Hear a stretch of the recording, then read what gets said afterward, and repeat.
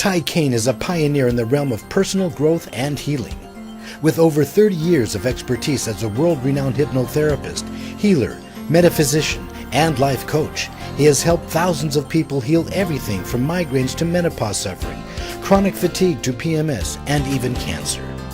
His revolutionary future visioning process powerfully connects people with their ideal future so they can step out of their limitations and tap into their unlimited power to create vibrantly healthy, happy, and success-filled lives.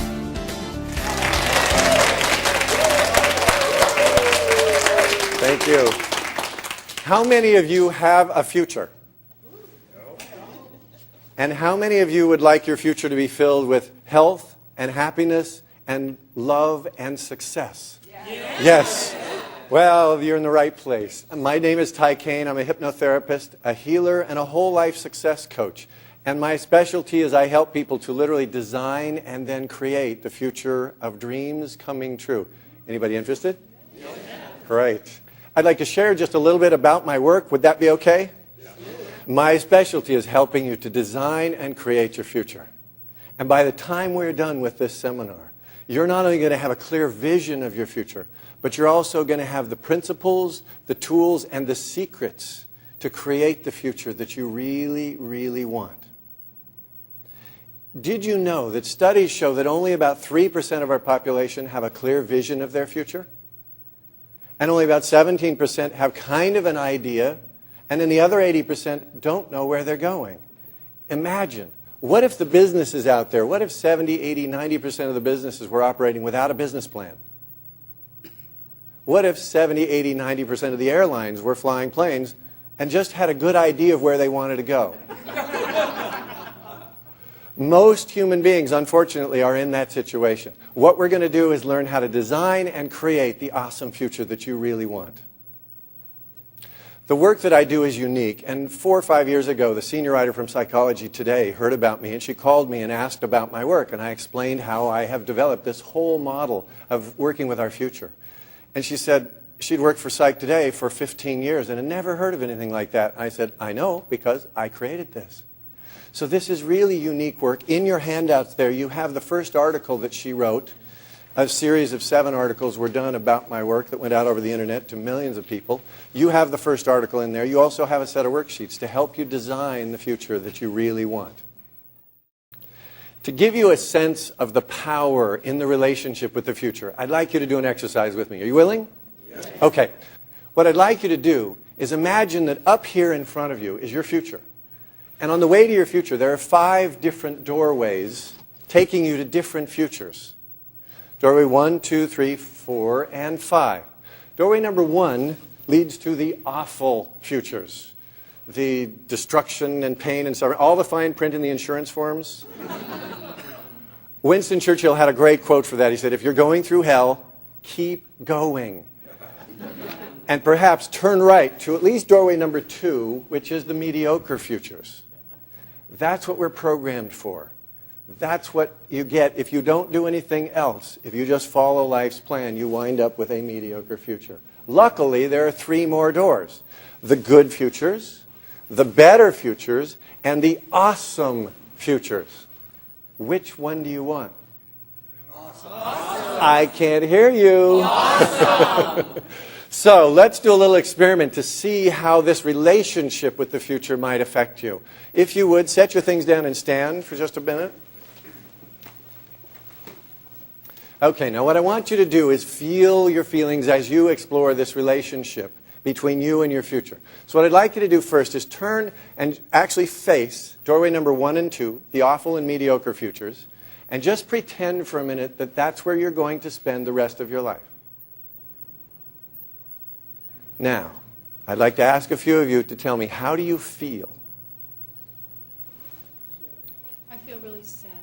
Yes. My stomach's tight. Sad and your stomach tight. I feel yucky. Yucky, yes. And notice that this, unfortunately, is where most people are headed without knowing it. Now, since you are powerful and you have the power to choose, make a choice to turn your attention today towards the awesome future. Face the awesome future. Imagine spending the rest of your life there. And now notice, how do you feel? Light, beautiful, free. Excellent. Yes. Making a difference. Yes. And you have the power. This is your choice. And what we're going to work on is designing and then creating this awesome future so that you spend the rest of your life there. Anybody interested? Yes. As you know, I'm a hypnotherapist and a healer and a life success coach, which gives me a broad range of understanding of how human beings work. One of the things that I've discovered is almost all illnesses are related to this discomfort that you feel if you're not excited about your future. An example of that, about 5 years ago, a woman named Laura called me from Canada. Her voice was virtually flat. There was no life in her voice at all. And I asked her why and what her situation was.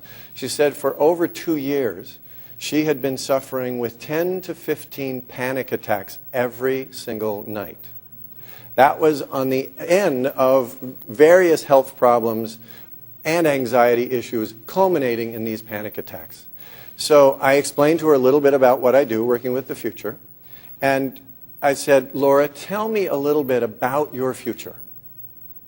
And she had really listened carefully, and she was desperate because she tried everything from medical doctors and medicine. She tried alternative health care practitioners of every kind. She'd done the visualization and the self-hypnosis stuff.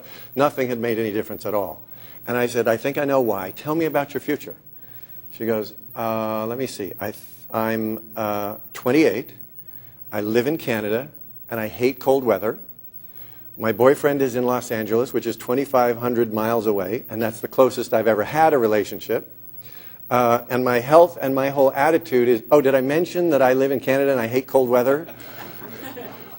So over a period of years, her whole life and her outlook had deteriorated. So I said, how old are you, Laura? She goes, 28. I said, how long do you think you might live? She says, well, my family lives pretty long, in their 80s, 90s. And I said, so do the math. How many years are in front of you? She figured out probably 50, 60 years. I said, Laura, let me tell you something. There's nothing wrong with you. If someone came to me and said, you've got 50 or 60 years of living in an environment where you're not happy, love 2,500 miles away, and deteriorating physical condition, I would be freaking out, I'd be panicking, and I'd be proud of myself for having enough sense to panic. She said, oh my God, that's the first time anyone has told me that there's something sane about me. Everyone else has put a label on it, told me I have a panic disorder. I said, no, you don't have a panic disorder. You have a future disorder. So I told her a little bit. We started to work on her future, what it could look like. She was really excited, but didn't know if she wanted to commit the time and money to do the work. So I said, okay, I'll be around. Just let me know. So she said, I'll think about it, and I will call you back. So click, hangs up. 6 days later, she calls me back. She says, okay, I'm ready. I want to do that first session. I want to get going on this. I said, okay, why? What happened? She said, since we talked, which was only about a 30, 40-minute conversation, she said, I have not had a single panic attack. 0. And what's even more incredible than that is I'm no longer afraid of my panic attacks. That was the key point. We did the session. Not only did her panic attacks never come back, that was 6 or 7 years ago, they've never come back, but also her food allergies disappeared after the first session. I didn't even know she had food allergies because her list of symptoms was so long that it went beyond 1 page, and that was on the 2nd page.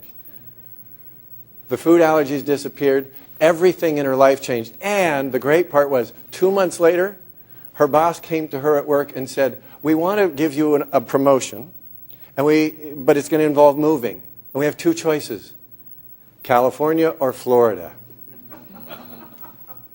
So you literally can create your future and create magic in the process. The great thing about my work is I get to help people create wonderful futures. I help individuals and organizations to design and manifest their dreams come true. The future visioning work that I have designed is literally an empowered psychology that teaches people to tap their own power to create the life that they really want. And it works. Hi, this is Caine, and I'm so pleased that you've come to watch this video. because it can help you create your ideal future and heal whatever is in the way of having that future. And literally those changes, that new future can begin right now, today. Let me give you an example. I was doing a presentation at a corporation, at a corporate client in New York City a few years ago. And I was giving the seminar to a group of about 35 people in their IT department. And during the seminar, I did 2 half-day seminars for them and then worked with them individually. And during the seminar, I did that 5 doorway exercise like you just got a taste of in that video. And after I did the seminar, then the next week, I got to work with each of the people individually. So I was in the room waiting for the people to come in, and one of the first guys who came in, a wonderful guy named Dave, he walked in, and it's downtown Manhattan, New York business, but he walks over and gives me this big bear hug, and then sits down smiling and says, "I just want to thank you for changing my life." And I said, "Okay, cool. What happened?" He said, "When we did your seminar last week and you did that 5 doorway exercise," he said, "that has completely changed my life. When I stood up and I looked at and felt the dark future in front of me, it was so real. Though the heaviness, the tightness in my breathing, was so real and so familiar to 55 years worth of familiar to me because I'm 55 years old." And he said, "Then when you gave us permission to make the choice to choose the bright future, and I turned and I felt the bright future, that was the first time in my life I've ever felt a really powerful knowing that I can choose my own future and I can choose a bright future." And he said, my chest opened up, my brain opened up, I could breathe easier. And he said, I went home and I didn't tell anybody about what we did because my wife was busy and my kids were doing their thing and I just got into life. But my wife and my kids both noticed that I'm different. They've come and not only has it lasted all week, but I know that I made that choice. I know that I'm headed for a bright future. I know this change is permanent. I know. So you have changed my whole life, and I know that the change is permanent for the rest of my life, and it's changed me, and it's affected my family, my wife, my kids see that I'm happier. They feel that I'm happier because I am. And so I just really wanted to thank you for coming here from California to New York to do this because you have changed my whole world. And then he said, one other really beautiful thing. He said, not only did they notice I'm happier because I am, but he said, what I noticed was that without that anxiety and tension that I've lived with my whole life, and without there was sort of an anger and an irritability that was connected to that. Without that, I'm able to love them more, and I could feel it more, and I am just so excited because this is going to last. This is my future. And I was so thrilled. He and I had such a wonderful time talking then about that awesome future that he was now choosing and creating. And so if you really let this be real for you, your life can change right now, today, and be different and better and more joyful and happier and more magical forever, for the rest of your life and beyond. The future goes on forever, beyond this lifetime. When you open to that future that is forever, the love that is forever, literally your life changes, your body changes, and then clearing out the issues that are in the way is like, oh, okay, let's get that cleared out of the way because I've got an adventure that's waiting. And Dave's changes were not only noticed at home, but in the office as well. People noticed him, he noticed them, and the chief information officer who brought me into work with her IT department saw from her executive committee on down, she saw a difference where they not only were excited about their own personal futures, but then they started talking more openly and enthusiastically about the awesome future that the company could create and that their department could create. And so it made a difference in the entire IT department. It can make a huge difference in your entire world also. So if you let yourself right now feel that what we just saw, the 5 doorways, and think about how it feels to look towards a dark future. How much have you been doing that in your life? And how bright are you willing to allow the doorway number 5, the awesome future?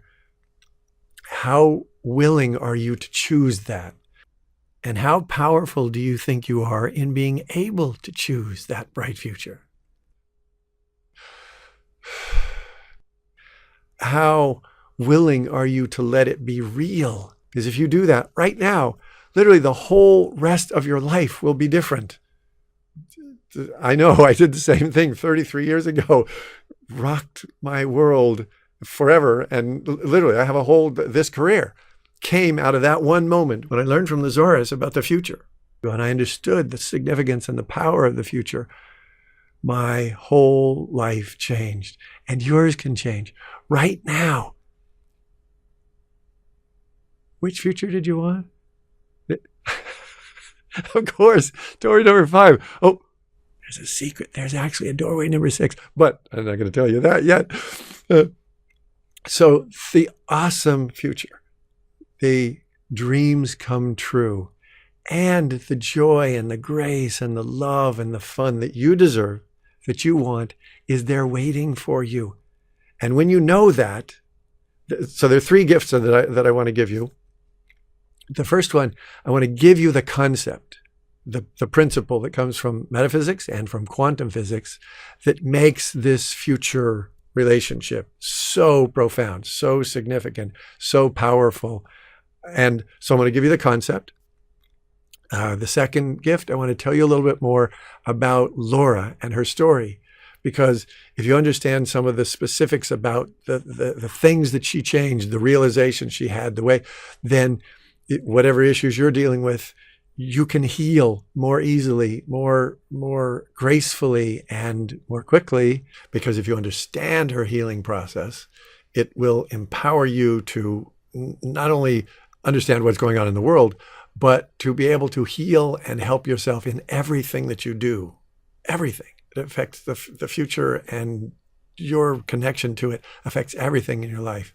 And particularly, you'll then not only be able to help yourself, but then you'll also be able to help the people around you. And one of my greatest joys is I've been able to share this with my daughter, Rachel, who's 29 now. And all through her life, she created amazing, miraculous healings and opportunities. Like when she was 11, we completely healed her PMS cramps before they ever even really got started. When she was 13, we healed her acne. And many parents would have trouble believing this.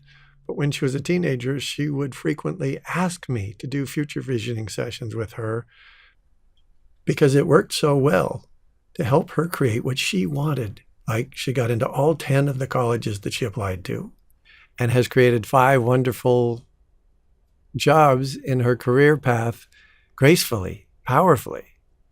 And for all of you who are parents, you know that it's just about the greatest thing in the entire world to see your kids be happy, healthy, and successful. And so I'm going to be doing a whole series of videos to show you how you can learn to work with the future so that then you can help your kids to heal, to be happier, to be healthier, and to create a bright future for the entire rest of their lives. Oh, and also how you can be friends with them in the process. And then the third gift, I want to give you the same gift I gave to Laura, which was that first conversation we had. A future visioning discovery conversation that's maybe 30, 40 minutes, something like that. It's free. It's a gift to you when time, as my time permits. I love helping. So we'll talk just like with Laura. If you want, I'll put the information down there, my phone number and email, so we can get in touch. And we can talk about your awesome future and really open and connect and go meet your future self, which is so fun. We didn't do that in the video. We'll do that individually. You get to meet your future self. And what better mentor could you have than your awesome, healthy, happy, empowered, successful future self who's already done the things that you want to do to create the joy and the love and the success and the healing, and then looking at what are the blockages? What are the resistances? What are the things that are keeping you from having that future? Because once you see them, then you know where to do the healing. That has never been done before. In all of human psychological evolution, the psychology is mostly focused on the past. Spirituality and the New Age stuff is mostly focused on the present.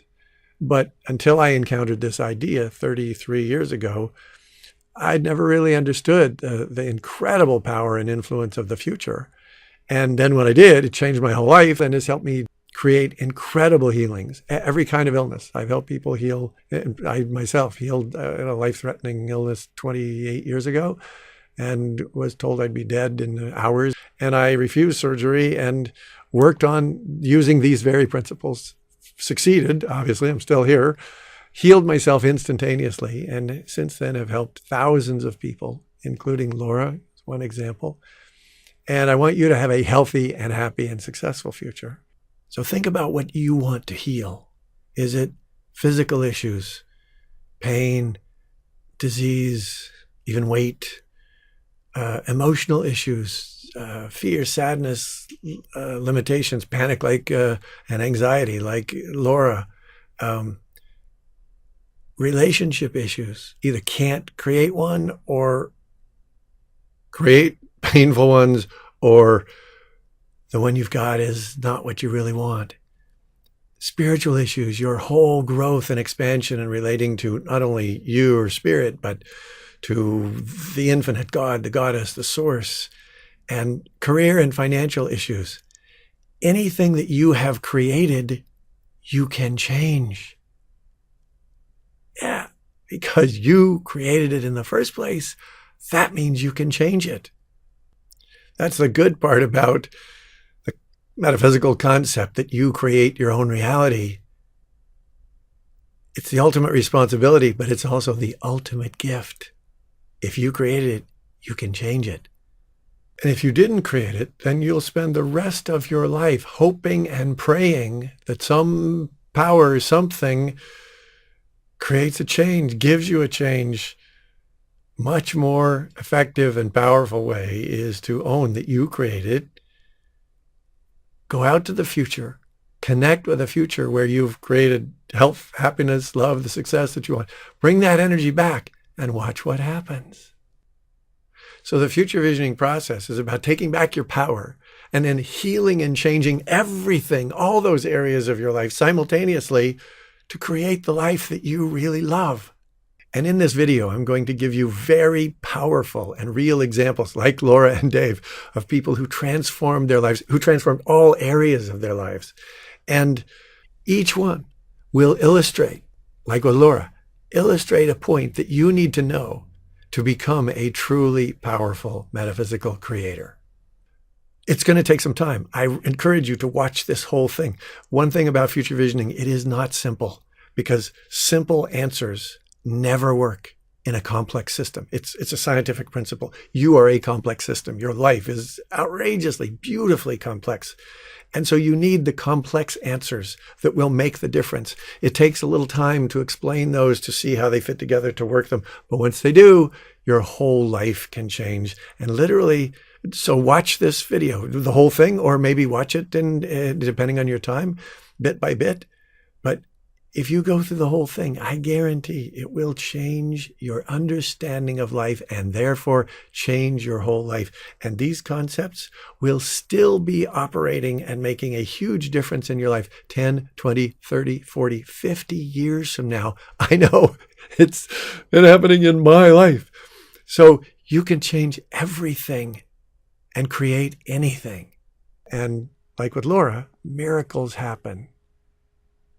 So if you understand the 5 doorways, awful, mediocre, good, better, and awesome, if you understand the significance and the influence of the future, and then learn the process of working with that future, working with the emotions, you can heal and create anything and everything.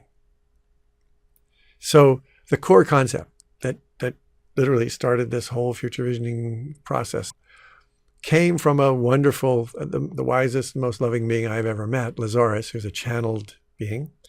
And I met him when he was just beginning. He's still today sharing his information, and it's phenomenal. And I highly recommend it. And in his very first seminar, he talked about the metaphysical idea that's now sort of common, that we create our own reality, and reinforced that and detailed how real it is that we create our own reality. But then he said one phrase that just rocked my world.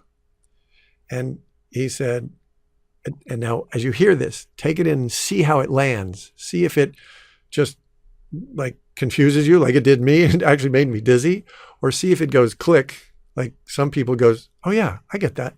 So here's the concept. And I recommend that you write this down and spend the next 30, 40, 50, 60 years exploring it, because it's amazing.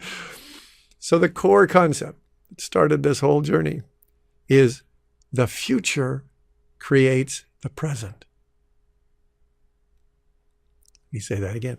The future creates the present. And what happens in your brain when you hear that? What happens in your heart? But when I heard it, I literally got dizzy.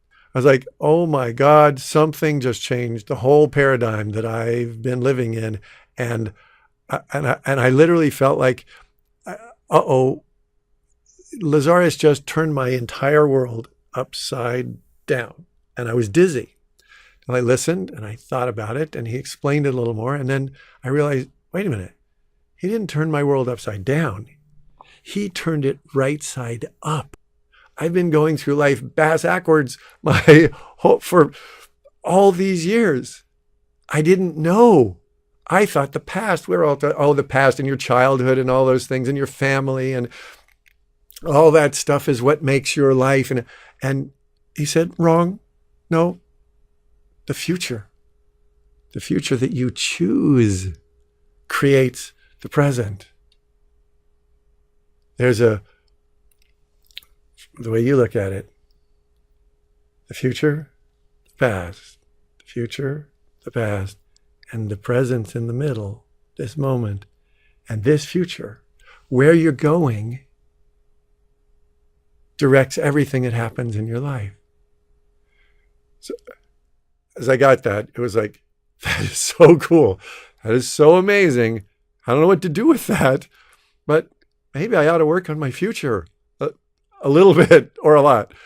So that's what we're going to do. I'm going to help you not only understand, because when you understand that concept, then everything, like goal setting or New Year's resolutions or whatever, the stuff that we've done, visioning, things like that. A lot of people do that. But if you don't understand the concept underneath it, it's kind of a wish and a hope and a prayer. And sometimes it works and frequently it doesn't. But when you get how real it is and give it a little more significance and pay a little more attention to it, it will change your life. And then, like Dave, who is in the company in New York, as you change, it'll influence and open up possibilities for the people you love, the people around you, whether that's your wife, your husband, your kids, your family, your friends, the people you work with, if you have clients. And then it not only affects you and the people around you, and then your clients and connections and people, and then ultimately it's what affects the world. We're changing the future every day, every moment, opening, expanding, and those futures are changing us and changing the world. So let's do an exercise that will allow you to experience the power of the future in your own body. It's called the dark road, light road exercise. It's similar to the 5 doorways, but it's with your eyes closed and it's a visualization.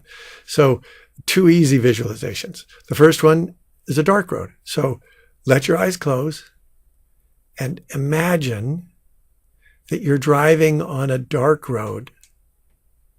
It's nighttime. It's maybe a little bit foggy, rainy. You can't see very well. The road is windy and you can't see around the corner because of the trees, and it's maybe a little bit rough. And you don't know what's up ahead. You don't know what's around that corner. And notice how you feel. Notice what happens in your neck and shoulders. Driving on this dark road. Notice what happens to your breathing. It gets a little short, you get a little anxious. And notice also what happens to your feelings. Driving on a dark road, not knowing what's around the corner, not knowing really where you're going. And then imagine that you had to be on this road for like 6 hours. How would you feel?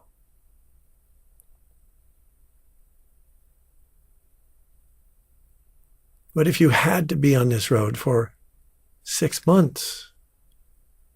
How would you feel?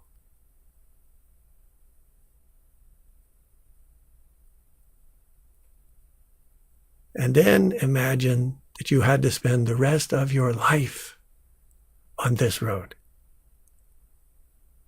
not being able to see where you're going, not knowing really what's up ahead.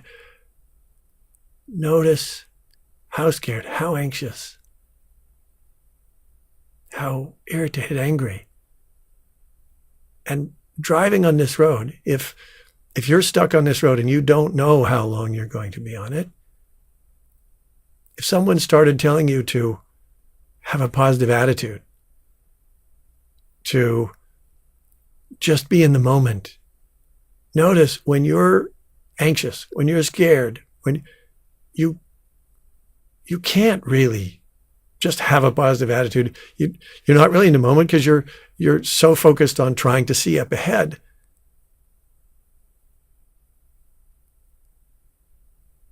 And notice, as you feel this anxiety, this tension, how familiar is that?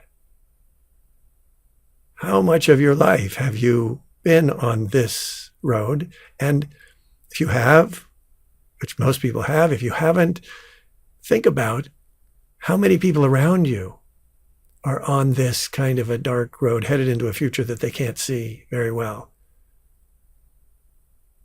Most people do not have a clear vision of their future, and they're on some version of this road, the dark road, the doorway number 1, doorway number 2 reality. And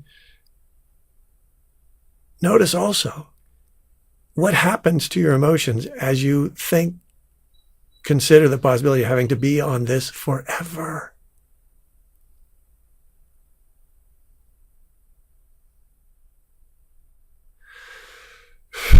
And then gently open your eyes.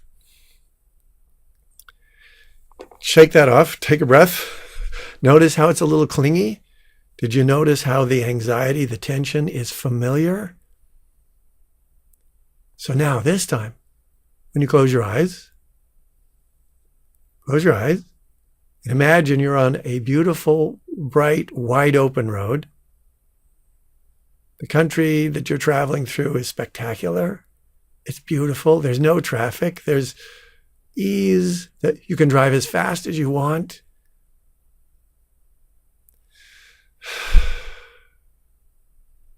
And as you look up ahead, as you look out over the horizon, there's a glow out there.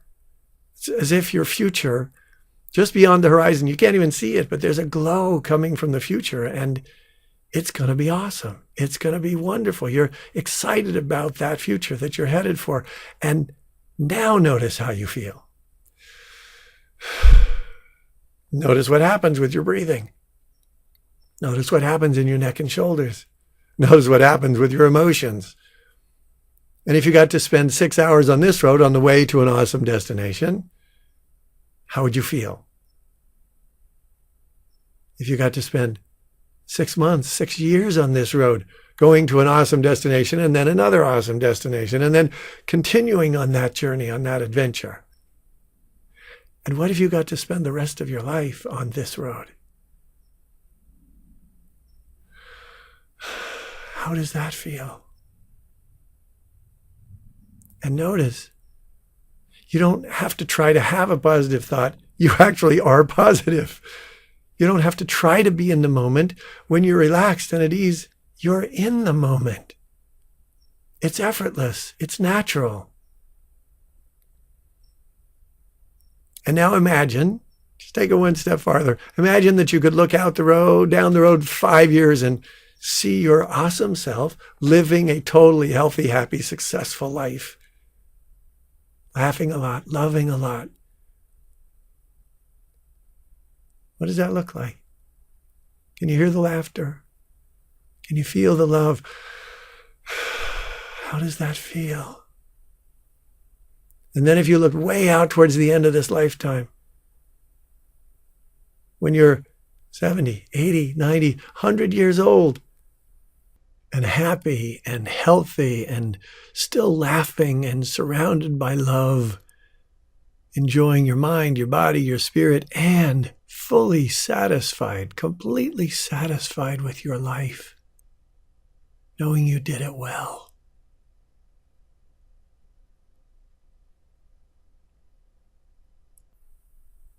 What is that wise old you like? What's their smile like? What's the sparkle in their eye like? And if you were to step into their reality and let them embrace you, how would that feel? To just see them smiling at you or to actually embrace?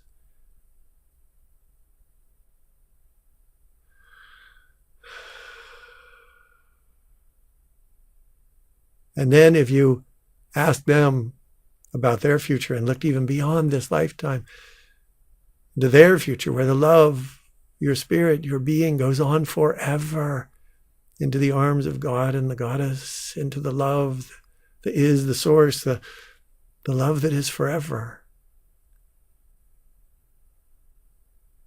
And you can feel that love forever, that future affecting you. How does that feel? And if you built a relationship with this future, with that wise old future self, that's what the future visioning process is about. And how do you feel right now, knowing that that wise old you is out there smiling, watching you, and willing to mentor you, willing to help you?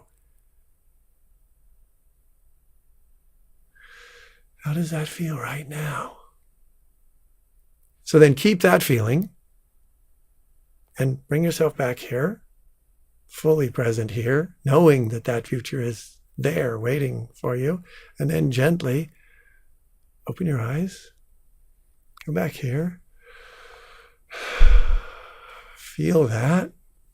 Notice the colors a little brighter. Notice the enthusiasm is, and notice you went from anxious and scared and not present and on the dark road to excited and feeling good, feeling it, being able to breathe.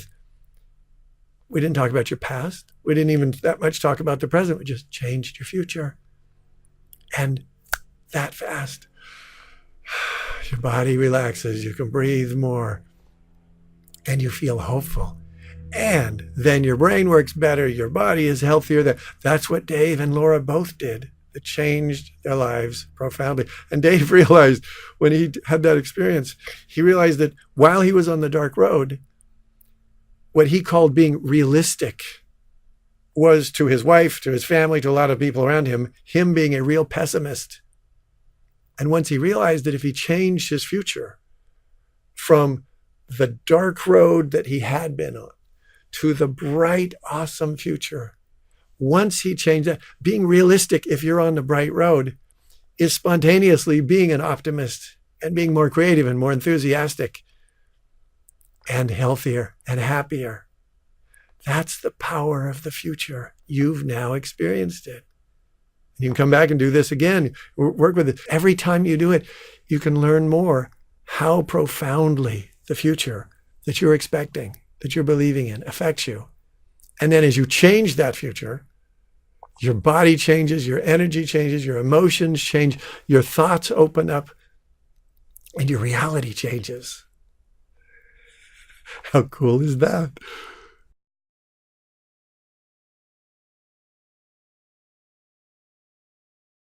So that's the foundation idea. I want you to understand, play with that, explore it, think about it. Go back and watch the video again and see what happens, and see how quickly, if you change from a dark future to a light future, literally depression, anxiety, fears, phobias, things like that can disappear in an instant if you change your future. You can spend years in therapy processing your past, and you may or may not get some change. But you change your future, and instantaneously you can change the way you feel and actually change your life. And one of the reasons that this works, I'm going to give you a secret now. One of the reasons that this works is because it enhances automatically your self-love. We all know that we should love ourselves more. We've heard that from every guru, every seminar, every book. And yet, how many people really understand how or are able to do that? Not that many. But one of the things that happens automatically when you create an awesome future and you see yourself living a healthy, graceful, easy, fulfilling, successful life, guess what? That future self loves themselves. Themselves. I don't know. You get the idea. That future loves themselves more than you do. So just by connecting, you can start to feel and see and imagine and almost taste what self-love is like. Another secret, that future self is powerful. They've loved themselves, forgiven themselves, and they've owned their power. That's how they manifest the wonderful reality, the awesome reality, the door number 5 world that they're living in. They manifested that, and they know they did it. So they have self-love, they have forgiveness, which we'll talk about in other times, and they know their power. So by working on your future, you accomplish all these other things that you've been meditating and processing and reading self-help books and stuff, trying to accomplish, and they happen almost automatically. Not only do they happen almost automatically, but it's fun to do it. And it's easier and faster and more effective than like writing thousands of affirmations or sitting for years and meditating on nothing, just a clear mind, or chanting for hours and hours every day, all those things that we've tried. It's like, oh, imagine having everything you want, having your dreams come true. And all of a sudden you start feeling happier and more self-loving, and there's a sense of power there of creating one's reality. And this future visioning is so unique that years ago when I met Dr. Christiane Northrup, who's probably the wisest and best known female doctor in the world today. She has more than 7 PBS specials and many multi-million copy best-selling books. I had sent her a flyer about a seminar I was doing for women with cancer, and her assistant called and set up a time to talk because she was interested. And so it was just supposed to be a short conversation. But as soon as I started talking about the power and the significance of the future, she completely got it. So much so that our conversation went on for hours. And In the first edition of her biggest and best-selling book, Women's Bodies, Women's Wisdom, the first step of her healing process was to review your past, which is what most of us do. Most people are taught that. But when she saw the significance of the future, that she actually lived that way, she actually changed the book. She added 3 pages to the beginning of the healing chapter talking about our conversation because she got it so powerfully. She understood the significance of connecting to the future as the first step of every journey. And she just did that as a gift to me. Didn't tell me she was going to do it. I didn't find out till a woman called me from Texas and said, I read about you in Christiane Northrup's book. I said, what? She said, yeah, I read about you. I said, oh, yeah, of course. I just played along and said, yeah, how can I help you? And then I went out and got this incredible, it's like 900 pages. It's the owner's manual. If you're in a female body, this is the owner's manual that you should have. And here's what she said. For years, I had my patients begin their health journeys by exploring their past to find clues to how they were creating their present conditions. Then recently, I had a phone conversation with Caine, a hypnotherapist who helps people heal by helping them dream up their futures. He reminded me of something very powerful that I already knew and had experienced repeatedly because she lives in connection to the future. That's why she's so successful. So she said, it really is our vision and hope for the future that heals us and draws us forward. Christiane got the power of the future. And I want to give you another gift of wisdom from Lazarus, who said, all healing comes from the future. Play with that one for the next 30 or 40 or 50 years and watch how things change. And that's what Laura tapped into. That's how she changed her life. So I want to give you a little more information about her and then tell you about the FutureVisioning discovery session that we could do if you want to change your life, heal your anxieties or your illnesses or chronic fatigue, fibromyalgia, cancer, multiple sclerosis, headaches, whatever it is. I've helped people heal it because if you go to the future and find your healed self, whatever it is can be healed. If you just step into that future, you don't have that disease anymore. That's what Laura did. And that's what I wanted to explain to you. When we talked, as I said, her voice was so flat and I've dealt with a lot of depressed people because I help people heal depression sometimes in minutes when they realize, oh, they have a horrible future and they've been depressed for years because they have a horrible future. And then when they see a bright future, it's like, oh, I don't feel depressed. I actually kind of feel excited. And so that's what happened with Laura. She had lived her entire life. All of her childhood was painful, particularly around adolescence. 13 was when her panic, anxiety, fears really started to manifest. And she started then going to doctors and trying all the things that she could to control it. Because that's what most of the medical world, most of the psychological world, and even the so-called New Age or spiritual world is about controlling disease. It's like anger management. Rather than expressing anger, releasing it and being free, it's managing. It's stress management techniques, which means you're going to be stressed. Right there, you just created an entire future where you're stressed for the rest of your life, but you're white-knuckling managing your stress. That's not the future that I want anymore. It's what I was living, but it's not the one that I want or that I promote or that I recommend for you. So that's what Laura had been doing.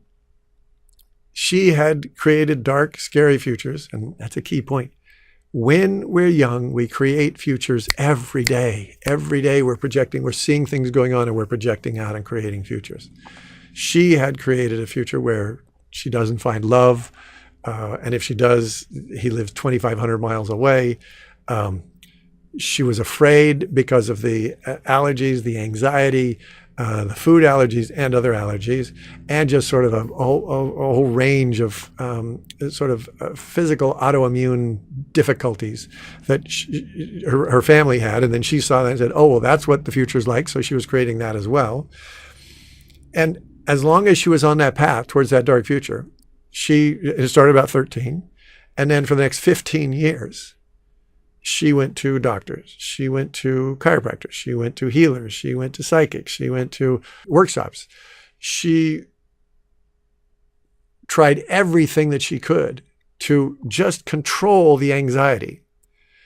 And obviously that didn't work, because by the time she found me, she had spent the last 2 years of those 15 years where the anxiety had not just been annoying and creating complications with her health, but literally she'd been having these terror attacks, 10 to 15 of them every single night for 2 years. And like so many smart people do, she kept herself so scheduled and overbooked during the day that it distracted her enough to keep her from having the panic attacks. And there are even a lot of therapists and panic healing programs that teach distraction techniques. Like that's going to work in the long run, because then she got home in the evening, and as soon as she backed out of the constant activity, then the terror attack started. The racing heart, the sweaty palms, the terror that a disaster, you're going to die, the belief that you're having a heart attack or there's something horrible going on. She would have 10 to 15 of those every night. And all the processes to try to manage and keep a lid on that panic, fear, terror, hopelessness, helplessness, which is what it built, obviously didn't work. Even she did meditation. She did the being in the moment. She did the Midwest Center for Anxiety and Depression. She did their whole program, plus an extra year of you hire a personal coach who's one of their people who works with you over the course of a year to help you manage your symptoms. She tried all of those. And when she called me, and the really sad part was, not only had none of those worked, but what's happening for millions and millions and millions of seekers, of good-hearted people who are truly seeking help. What's happening now that is just an epidemic, and it's a tragedy, is that all this, and I was one of them, I was seeking all until I found Lazarus and the future and metaphysics. I was seeking something that really makes sense and works. She had been searching, tried everything, 15 years worth of trying to help herself heal. And obviously nothing had worked. It had gotten worse. So what happens there is, not only do you get hopeless and angry and depressed because the problems you've got are not healing, which means the future is going to be even worse. But what really does the damage is, after you try for years doing this process and this, meditation, that's going to solve it. And this person tells you, you should try this. You should pay attention to your breathing, or you should watch your thoughts and think a better thought, and all of that positive thinking, law of attraction, all of that stuff that is so popular now.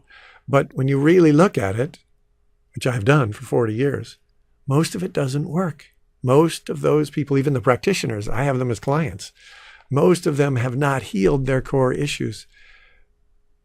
So what happens is, and this had happened for Laura tragically, and it was dangerous, it was destructive. After you've tried so many things and it hasn't worked, what you ultimately then have to come to is, there's really something unfixable about me. There's something broken. I am so damaged that even with all these things, all these seminars, all this stuff that all these other people said has changed their life, and there must be something wrong with me. And that belief and that feeling is the core of real hopelessness, helplessness, and depression. It's not just, there's no hope and these things aren't working. It's these things are supposed to work because all the gurus and all the books and all the programs and all the people who go to these things and say, I feel so much better. But if you look at them like 2 weeks, 2 months, 2 years down the road, have they really changed? Far too often they haven't. And that's what happened to Laura. So she ultimately decided that there's something wrong with her. And there's a word for that feeling that there's something wrong with me. It's called shame. And it's dangerous. It's destructive. Sadly, that is the result of a lot of the therapy and healing and consciousness and growth work that goes on, because when it doesn't heal, because in this conscious world, you're not allowed to judge. So you're not supposed to judge anything. You're not allowed to judge, or you get judged. And so you're certainly not allowed to judge the therapy or the healing system or the meditation process or the stuff that you're doing. So when it doesn't work, you can't judge that. So the only thing you can do is turn it inward and decide there really is something wrong with me. That's why I speak up about this, because every single one of my clients has not only the shame that was heaped on from childhood, from their parents and life and issues, but then the enormous shame that comes from religions. You are a sinner. You're not good enough. You have to prove yourself. That shame is deadly destructive. And then there's the, quote, New Age shame, which is, oh, you do all this and you do all of these programs that are supposed to heal you. And frequently people say, oh yeah, it changed my life. And well, sometimes it does, and that's cool. But oftentimes it doesn't. And you're not allowed to look and see, was it something missing in that program? Or am I defective? Sadly, most people, millions of people, I've been doing this for 40 years and I've met tens of thousands of people in the healing, consciousness, spiritual growth world. Most of them feel not only have they not solved their pain, their disease, their problems, but they also feel shamed because it was totally their fault. They're not allowed to look at and evaluate whether the diet or the meditation or the system that they were using or the law of attraction programs, if they didn't work, that's proof there's something wrong with me. And that shame is dangerous. It makes people sick. It creates depression. It was destroying Laura. So think about you and your journey. How many things have you tried? How many healing regimens? How many years in therapy? How many doctors? How many self-help books, seminars, programs? And how often have they fallen short? And what did you do? Internally, emotionally, automatically, what do you do when it doesn't work? And it seems so many others say that it's working, or the promotion says this will heal you. What have you done with that experience? How much shame have you been carrying? And now when you look at those and you see that if they didn't help you change your future, just like Laura, nothing she ever did even pointed out the significance of the future to her. So, of course they couldn't work. She was still panicking, afraid of her future every single day, every single night. So if the things that you did didn't help you understand the future and then change it, of course they wouldn't work. They couldn't. Not in the long run, not for the long term. So what did you do with that? How much shame have you been carrying? So when I said to her, as I mentioned in the video, when I said to her, Laura, there's nothing wrong with you. You don't have a panic disorder. You don't have a bipolar disorder. She'd been labeled with everything, ADD, ADHD. You don't have a personality disorder. she had so many labels, and in addition to then the physical problems, so she not only had these psychological and mental and emotional labels, but then she had these physical problems that were real, and like her food allergies, which were terrible. I'll tell you more about that in the video. We'll go into the details about how she healed that. But after 2 years of having her doctor remove the things that she was allergic to, she could only eat 4 foods: water, lemons, apples, and a protein drink. That's what she was living on for the last 2 months before she called me. She couldn't eat anything else because it would give her stomach aches and nausea. And so she was living on 4 foods and hopeless about that as well. So when I said to her, Laura, there's nothing wrong with you. Your panic, anxiety, your fear is a totally healthy and normal response to a terrifying, unfulfilling, painful future. You, like I said, if I had your future, I would be panicking, and I'd be proud of myself for being smart enough to panic. So what I discovered, and here's another concept that just, it summed up what I had discovered after all the years I spent. I traveled the world. I studied every form of healing, every form of consciousness I could find. Then when I found the future, it was, oh my God, this is the reason that those other things can't work. And so the phrase that I came up with as I looked at that is, if you're not consciously working on your future, everything else you do is equivalent to rearranging the deck chairs on the Titanic. If you don't change your future, it doesn't matter how many meditations you do, how much positive thinking you do, how many mindfulness practices you perform, how many pills you take, how many health foods you eat. It doesn't matter what you do. If you're riding on the Titanic and you're headed for an iceberg and you know that you're going to sink, nothing else matters. Everything else is rearranging deck chairs until you change the course of the ship, which is what I did with Laura. And she got it. She was so willing and quick study. But I said, your problem is not you. It's not your emotions. It's not your panic disorder. It's not a brain dysfunction. You have a future disorder. Your future sucks, and you should be freaking out. What you need to do is change your future. And she did. And lo and behold, 6 days later when she called, had not had a single panic attack. And she should have had at 10 to 15 a day. She should have had 60 to 90 terror attacks between the time we talked and the time she called me. And she'd had 0, not 1.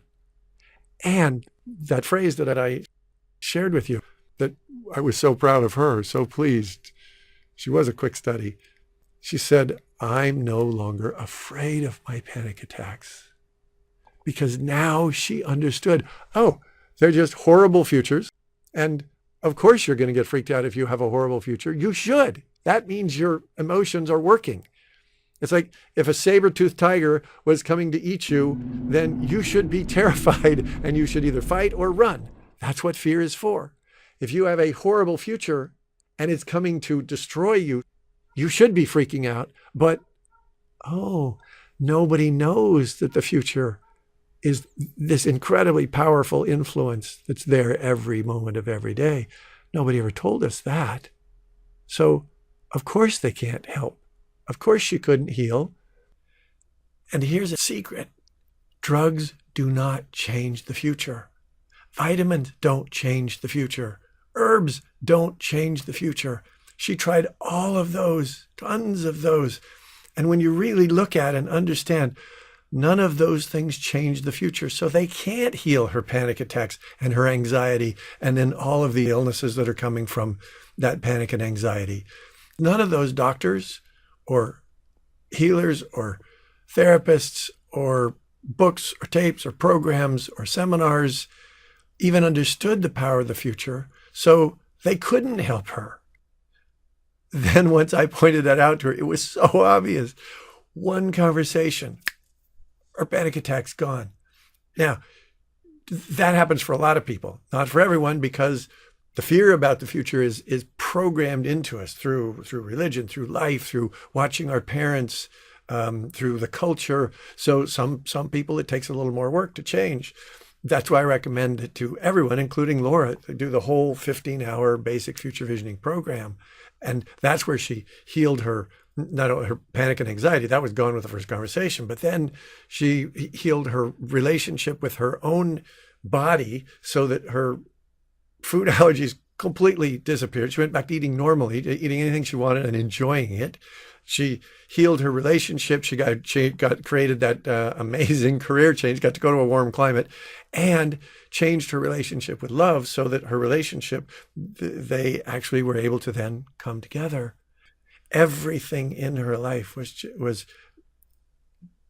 a derivative of that dark, scary, pain-filled, loveless future. And once she realized that those dark futures and all the beliefs that go along, that both support them and come from them, about life is difficult and I don't deserve and love hurts, once she saw that honestly and took back her power and realized she can change that, her whole life changed. So you can do that. Think about that right now. Be honest right now. What do you believe? And what have you been programmed to believe about the future? Look at the whole picture of your personal future and then the world that we live in. How much do you believe your life can be a wonderful adventure filled with love and joy and happiness and success?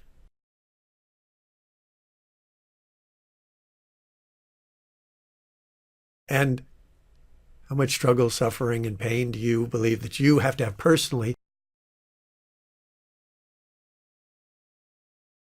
And then when you look at the picture of the world that we've been programmed to believe in, how much do you believe that struggling and suffering is just a part of being in this world? And this programming starts literally before we're born. A lot of my clients have gone back and felt their mother's fear while they were in the womb. And then they arrive and find out life is as tough, as challenging, sometimes worse, rarely better than what they even believed. And then we go through the challenges of childhood, adolescence, and all of and the futures get reinforced and the struggles get supported. And we don't know that the problems, that's why the phrase, it came out of the blue, because we don't know to look at the future. The problems are coming. If you look that way, you can see them in advance. So really think about that. What future have you been programmed to believe? And then what do you believe? And look at what we're taught, that the world itself is at risk, and we're constantly threatened by the economy. That could be a disaster. Our kids may not have lives as abundant as we do, we're being told. The terrorists and the North Korean nukes, and what if war destroys the world as we know it? And what if global warming? And the coast flood and all of that we're constantly programmed to be afraid of. And then the even more core ones, that you're going to get old and that you have to get sick. You don't. But when you believe you do, you do. And then the most dangerous and toxic belief of all that affects every day and poisons the future is the core belief that everyone absorbs, is that we were put here by God and then we're being tested. That's not only toxic because it's in the future, like global warming, which could be a disaster, but the tragedy of being tested by God is that it's already happening every day all over the world. It's been happening for thousands of years. And as long as you believe in it, it continues to happen. And then it poisons the future, because not only do you get tested, and then when God decides to take you, he kills you with some horrible disease, often cancer, heart disease, diabetes, whatever. And then you get judged. You don't even escape the future in this life. It's the threat is there in the afterlife. And I've never met anybody who is so perfect that they are completely confident about that judgment day. and it's poisonous. It's also not true. But as long as you believe that, look at the terror that you, your children, your family, your friends are living with every single day for the rest of their lives. And when you see that the unique aspect of terror is that it's different than other kinds of violence, it's different than attack, a robbery, a murder, even being killed in a war. What terror works with is it poisons the future. That's where its power comes from. That's where its uniqueness comes from. And when you understand that and see how it happens in so many different avenues, then you can change it. Then you can heal it by taking back your future and creating a whole new relationship with God and the goddess, and with a bright future.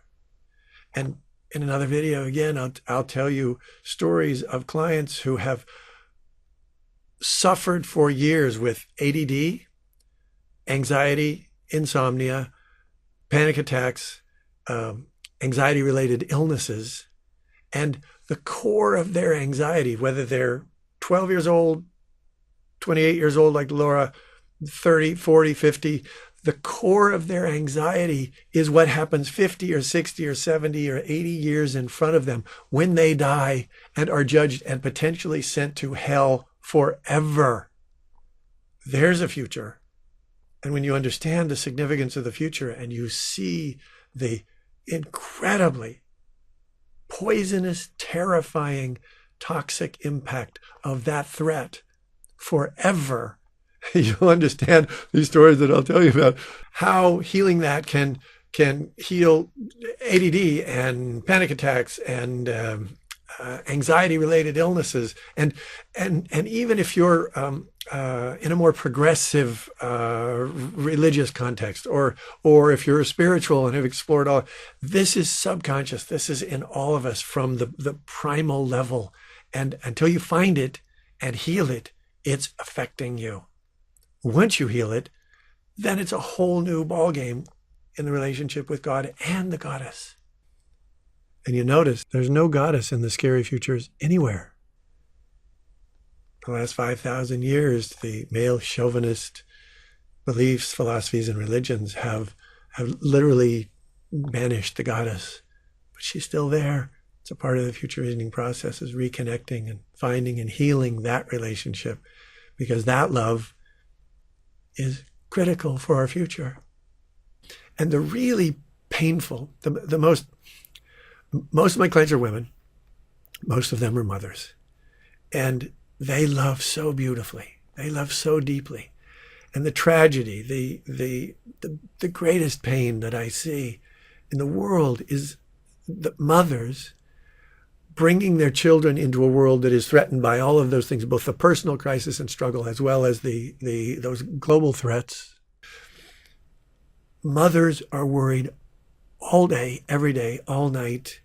It's amazing to me the courage that I'm a loving father and committed, but I know that a mother's love is something even beyond what I'm able to even understand.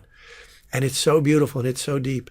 And so many mothers are in pain, scared of their own future, scared of their children's future, and scared of the world that their children's future is going to happen in. We can change that. We can change all of that. That's what we're here to do. That's why we came here, to create a better story. So think about, if you change the story, what would your life look like if it was beautiful, if it was graceful, if it was loving, it was joyful, if it was almost magical? If you reclaimed your power, if we all reclaim our power, if we create a beautiful future, what would your life look like? And what would the world look like? I found that less than 1% of the thousands, tens of thousands of people I've dealt with, less than 1% can clearly imagine a world that works for everyone. Only a small percentage, maybe 3, 4, 5% can imagine their own life really working out beautifully, and less than 1 can see the whole world. So you can join that group right now today. You can start imagining your life, not only your beautiful life, but what will it look like when we create a world that works for everyone? That's what we're here to do, and you can participate. And as you expand not only your vision, but then your beliefs. This is the fastest way I've ever found to get in touch with your core beliefs about everything, about you, about love, about life, about the world, and about what's possible.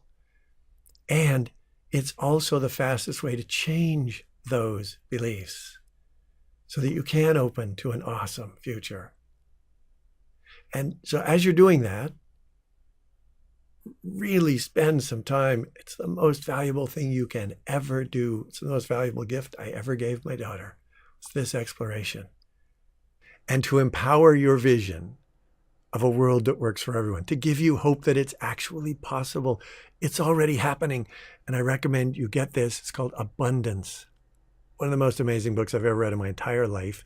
The subtitle is The Future is Better Than You Think. Why did I like that? Obviously, by Peter Diamandis, who started the X Prize Foundation. And it goes through every area of life, from the environment to population, to food, to health, to technology, to politics. Every area of life goes through and shows not that it can change, but that every area is already changing, and technologies to solve our problems already exist. They're already being implemented. Phenomenal book. Give yourself the gift, enhancing your hope for the future that we can and already are creating. And not only think about your future, but think about the people around you and how do they relate to the future?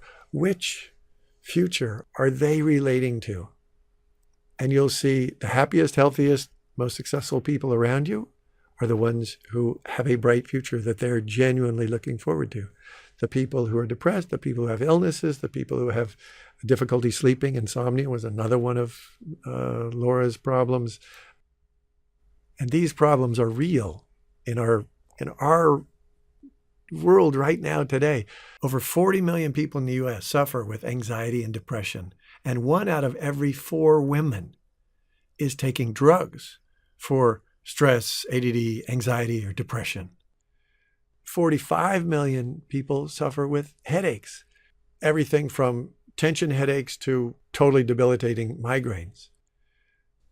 Over 40 million struggle with addiction to cigarettes, drugs, and alcohol. Over 70 million have problems with sleeping, insomnia, and over 200 million, 66% of the US population, are overweight to the extent that it's damaging their health and their life. And what I have found is the fear of the future and the anxiety and then the anger at God and the goddess and the self-sabotage is the source, the reason for all of those. And so there are tens of millions of people, like Laura, who have been suffering, some for 10, 20, some of my clients have been suffering for 30 or 40 years with their panic and anxiety and fears and illnesses. And after all those years, the coping, the controlling, the management techniques have obviously not worked, or they'd be happy, healthy, and successful. And they're not. They're still in pain. They're still suffering. And if you are one of those people who's wrestling, struggling with weight, because that's 200 million and it's increasing. And there's a very cool thing. I want to give you some hope. There's a very profound and powerful aspect of future visioning, which is when you work on your future, you can often, most of my clients lose weight easily, gracefully, because the anxiety, almost everyone now knows that overeating is caused by emotions. It's emotional eating. And it's caused by stress, anxiety. And what stress really is a label that covers up the fear of the future, the fear of the pain or the loneliness or the anxiety or the struggle or the failure. And since no one understands the future, the stress, as I said earlier, trying to manage it is what most people do rather than relieving it. If you change your future, you actually heal the stress and it goes away. So my clients in dealing with weight, we don't focus on the weight. We focus on working with the future. And by creating a beautiful future where they're excited about life and looking forward to being happy and happier and healthy and enjoying not only their life, but their family and friends. And by actually healing the anxiety, the fear, the quote, stress, the self-love that people develop by getting in touch with a bright future, that self-love then turns into eating the right foods, into taking care, actually wanting to exercise and be health conscious and enjoy life. That happens almost as a side effect of the future visioning process, rather than, as everyone knows, 95% of diets fail. When you focus just on trying to lose the weight, but you don't deal with the future, you don't deal with the stress, you don't deal with the anxiety, you don't deal with the fear, the depression, those kind of things, you don't heal any of the past, well, of course the diet isn't going to work. There's a reason that you're trying to soothe yourself with food.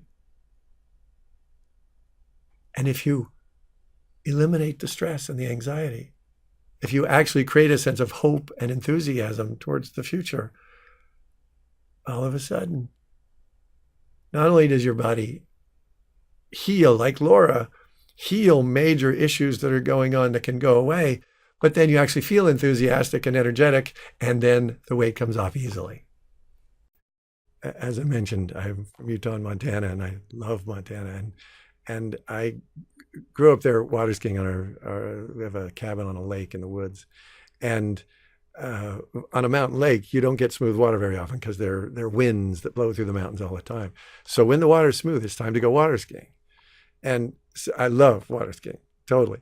So when the water got smooth, it was like, let's go water skiing. And then if there was something wrong with the boat, something wrong with the motor, it's not running right, I didn't try to have a positive attitude. I didn't try to smooth it over with some rationalization that it's better that we don't go water skiing right now. Obviously, God wants I said, no, let's fix the boat. So we'd get in there, figure out, oh, it's a bad spark plug wire. Okay, replace the wire and go skiing. That was the attitude that I came to the metaphysical, spiritual consciousness world with. And after traveling to Nepal in 1974 and opening to spirituality and personal growth and all of that, I moved to LA because that's where the metaphysical and spiritual world was just exploding, LA and San Francisco. And I got involved in a film production company that I created with a partner. But mostly I was here because every evening, every weekend, there were healing workshops and meditation retreats and consciousness exploration practices and workshops and all that. So I just loved it. Just jumped in and was right in the middle of the kid in a candy store. And it was awesome. And I learned and explored and I had so much fun. And I met wonderful people, so many great people. And yet a number of those people, a lot of them were in pain, trying to heal, trying to grow, trying to heal ourselves and become more of who we could be. And I noticed as I would talk, like one woman, I remember talking to her specifically, and she was in pain, physical pain. She had fibromyalgia, she said. Her whole body was in pain, and she couldn't function very well. And she was in the healing workshops trying to heal herself. And I said, "Oh, that's terrible. You can't function. Your family has to take care of you. And how long has this been going on?" She said, 7 years. I said, "Oh my God, that's awful." And I still remember her response was interesting because she said, "Well, but I'm learning lessons, and this is a healing crisis, and I'm learning lessons, and I'm going through kind of a detox, and as I listened to the language, I heard all of these ways of describing her suffering that made it like somehow acceptable, and I felt badly for her, and yet I was also listening, and I realized that, and I started to really look and research because I was in the middle of that world. I literally traveled the world and doing all types of seminars and healing trainings and things. And I realized that so much of life is rationalizing. So much of consciousness is about rationalizing suffering and calling it a lesson or a detox, instead of saying, this sucks, I'm sick, it hurts. And I realized that the religious world is literally based on suffering and how much you learn by suffering and trying to struggle and prove yourself. The growth world, the healing world, had all of these concepts about what's going on in your lessons and in your learning that is somehow good for you, and the psychological world is mostly coping techniques. Okay, that was a good baby step. Yeah, now you feel a little better, and I realized I'm not willing to accept that. That's not what I'm about. So this woman, I felt badly for her, and then I thought about myself, and I realized that I've always been an adventurer. I traveled the world, and I flew airplanes right side up and upside down, and jumped out of airplanes and jumped off a 15-story tall bungee tower. And I raced sailboats and rode motorcycles. And I went through all kinds of challenges too. I had a dear friend die. I broke 2 ribs while I crashed water skiing once. And I can tell you the truth, it hurts when you laugh. And there's nothing you can do but try not to laugh. And so I had been through all these things. I'd wounded myself more times than I wish to remember, both physically and emotionally, and relationship challenges and pain. And I'd been through plenty of pain. And the lesson I learned from pain is, it hurts, don't do it. That's the most important lesson from pain. And here were all of these systems that literally rationalized and made pain into a good thing. And I was like, nope, that's not what I'm interested in doing. So my whole drive through the process of creating FutureVisioning was figure out a way to heal it as quickly as possible and get on with the fun, because that's what we're supposed to be doing here. And when I met Lazarus, and he said, the primary reason for coming to the human realm is to have fun, to learn to create your reality so that you can create fun. That's what gods and goddesses would do. And we are spiritual beings, not human beings.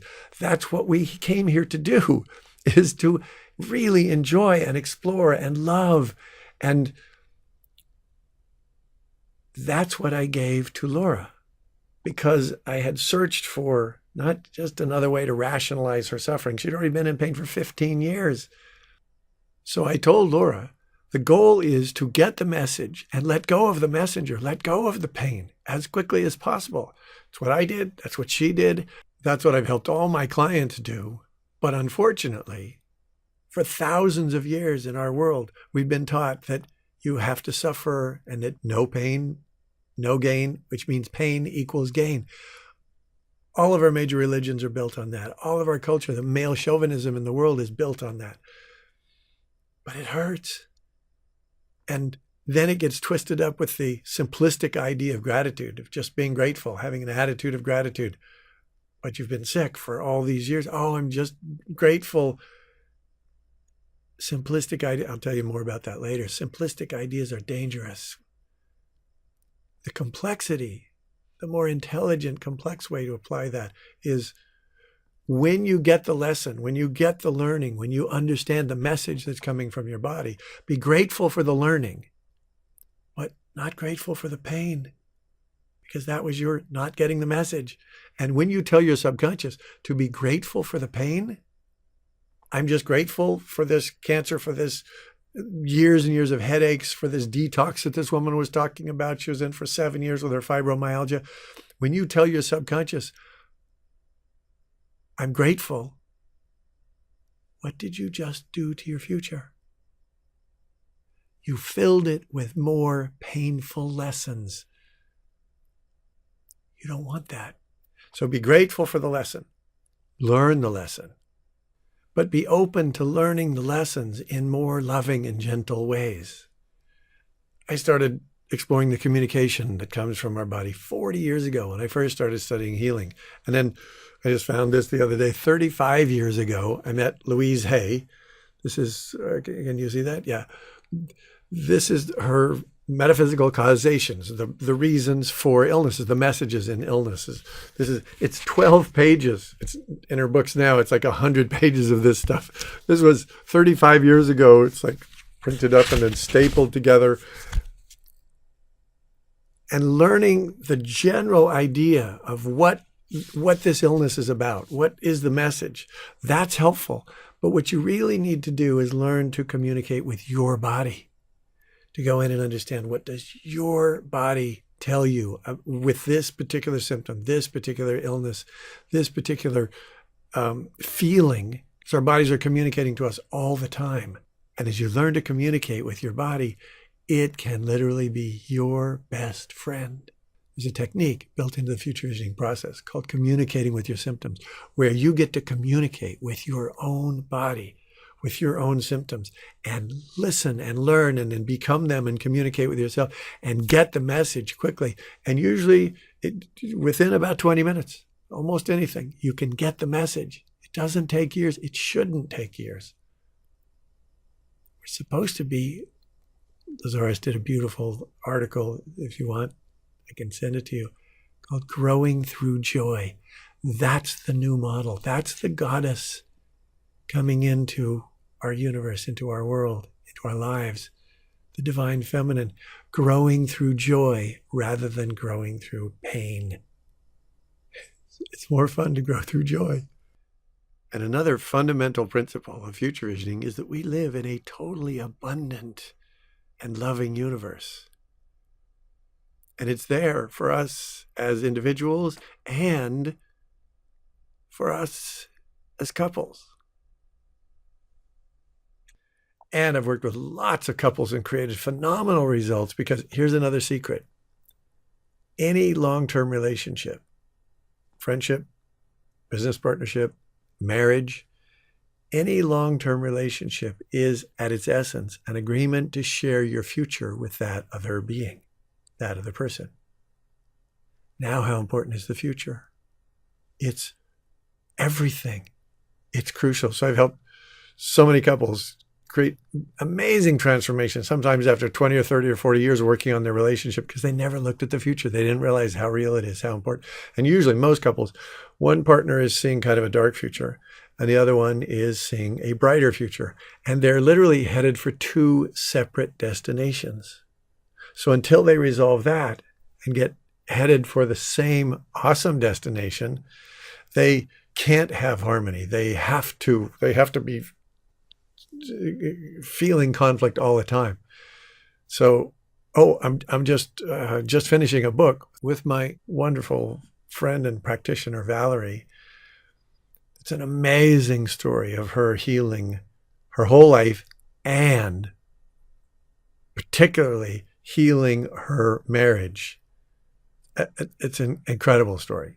It's called From Agony to Ecstasy, because that's the story of her life. And she spent about 54 years in agony, from a very painful childhood and then a difficult adolescence, and then physical, emotional, mental, and relationship problems that lasted all the way until she finally met me.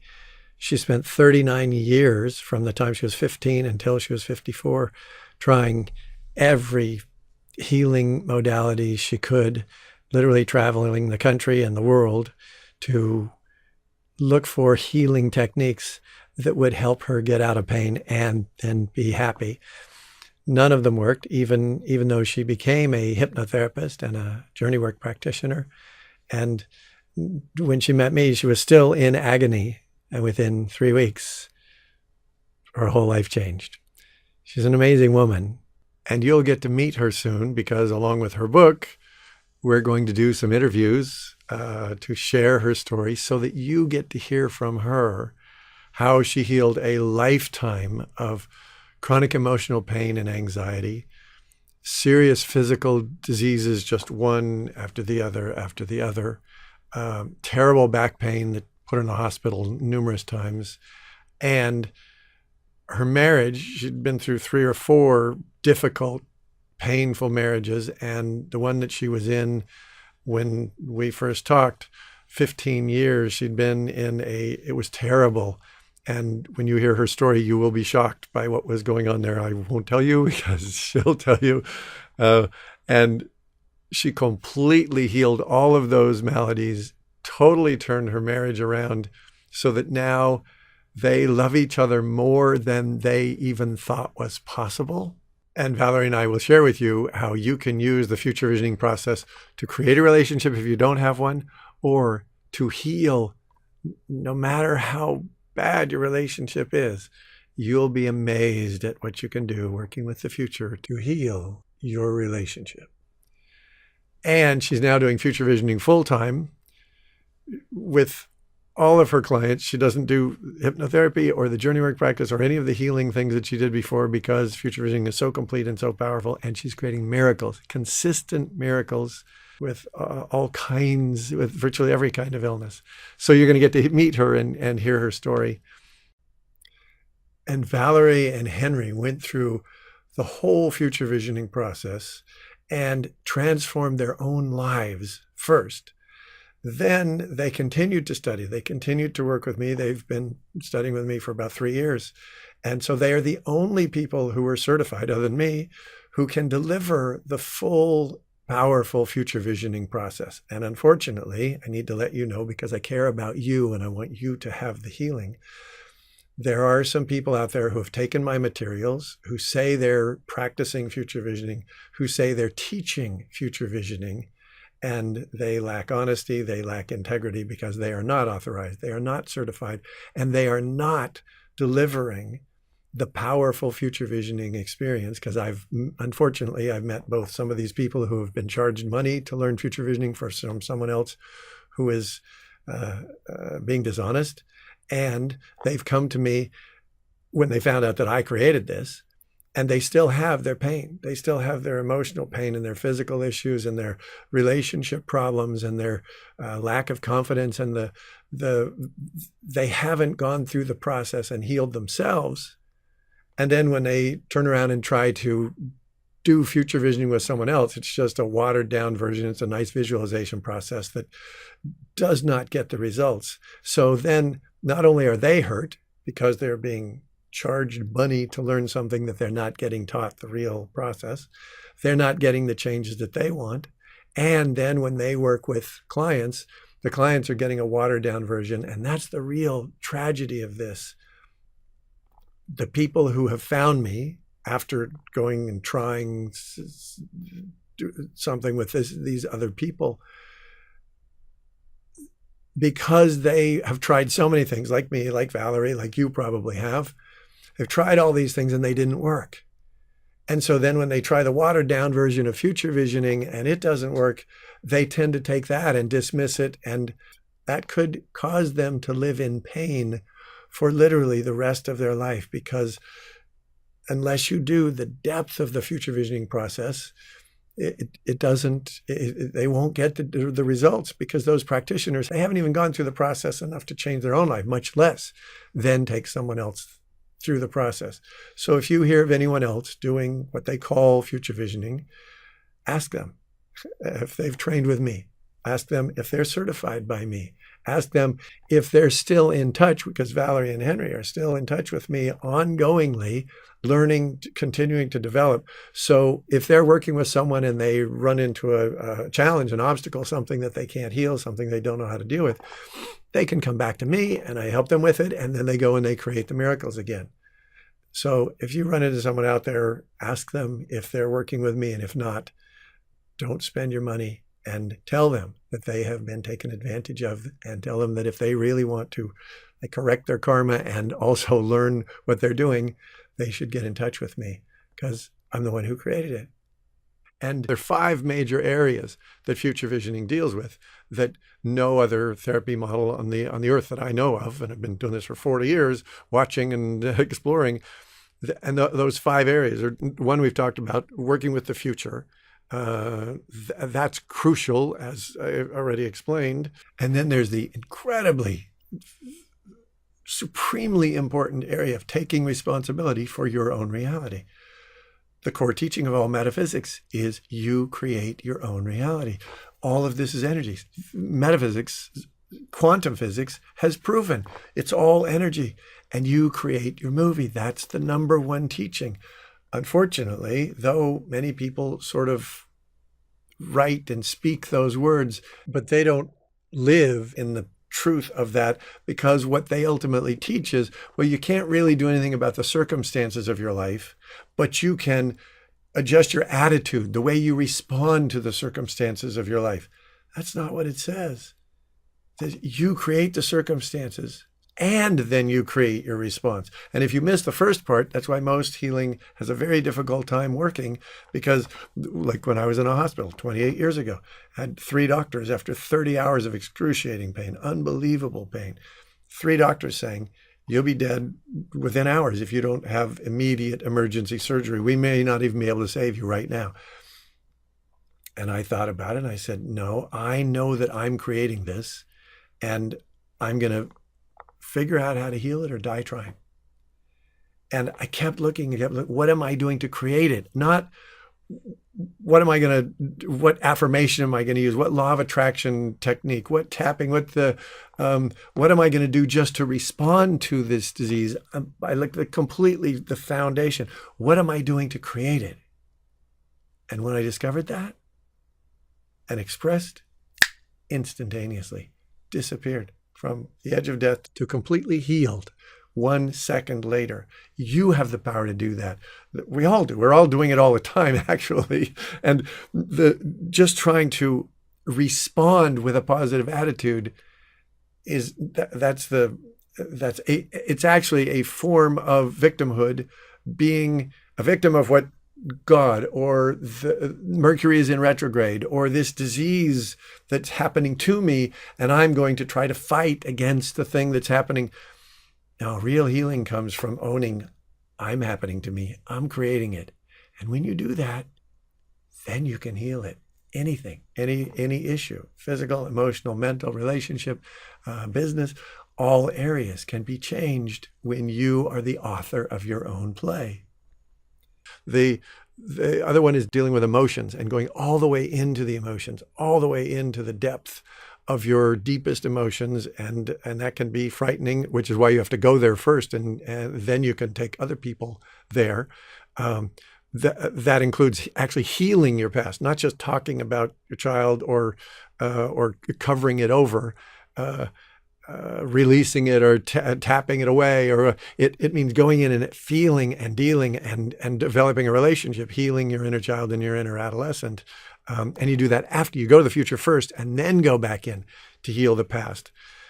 And the 4th and 5th areas are so vitally important, and virtually no one deals with them. First one is the anger at God. It's in every human being I've ever met, every client I've ever dealt with, myself and my daughter, who I thought I could protect her. No way, because it comes with the whole package of beliefs that we were put here by God. And no one is satisfied with they're either too short or too tall or too fat or too thin or not pretty enough or born into the wrong family or not smart enough. There's no one who's really fully satisfied. And if this was done to us, if we were put here, I've never met, I don't know if I'd say never, but virtually never met a woman who's satisfied with her body. If God gave you that body, how pissed are you? How angry? It's in everyone and it's huge. And it then translates into I'm not good enough. It then also twists into anger, which then comes out as self-sabotage and shows up as eating disorders of all kinds, addictions, depression, and constant anxiety, illnesses, those inflammatory illnesses, the rage. All female illnesses come from this anger at God and the goddess. And it's in everyone. And then a level even beyond that is the disconnection, the feeling of abandonment, and the anger at the goddess, the divine feminine, which in our Western culture, we don't even have a goddess. So it's like it's so separate, we don't even know she exists. Dealing and healing both of those so that you have Like one of my favorite quotes is, the definition of an atheist is a person with no invisible means of support. And so by healing the relationship with God and the God is the God and the Goddess, then you have an invisible means of support that is forever. And that is actually our ultimate future. So that coincidentally is an enormously powerful influence and much better than being angry and disconnected. So those 5 areas, and there are actually 22 more areas where future visioning is different and unique than anything else. Some of them are similar to some of the things you might do in therapy or healing, but going into the depth of them is what's unique and about future visioning and necessary, critically necessary. And when I make comments about the positive thinking doesn't work, or the visualization helps but obviously hasn't healed, and there are hundreds of millions of people who are in pain now, right now, today in the world, who have tried those things. And when I say that those things don't work, I do it because that's what every single one of my clients has told me. They've tried all these things and it hasn't worked.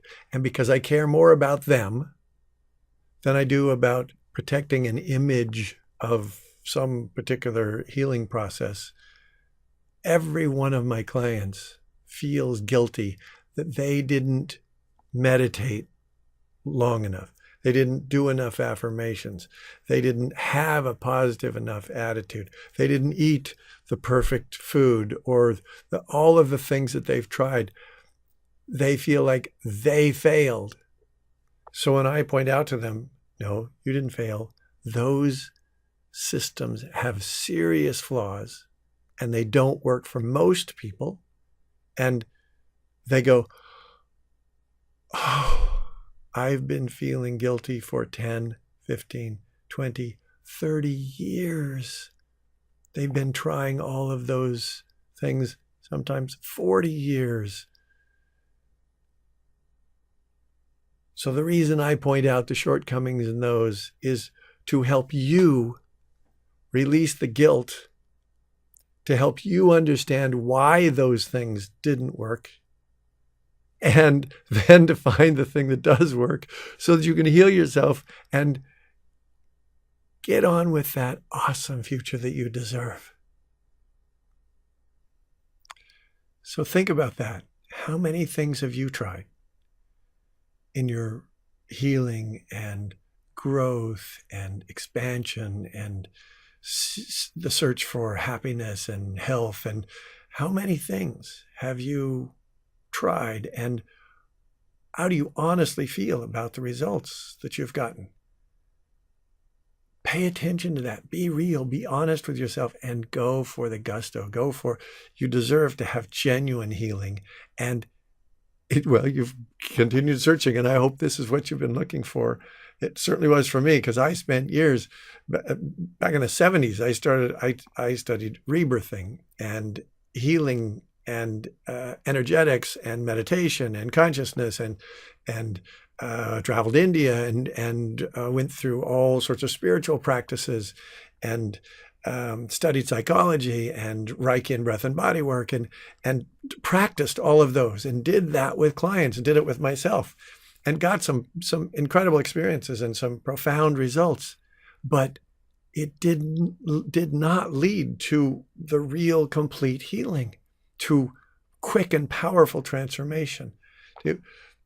And so I kept looking, and I stopped doing those things that I knew were partially effective, even though they were partially effective. But I kept looking and kept looking and kept searching.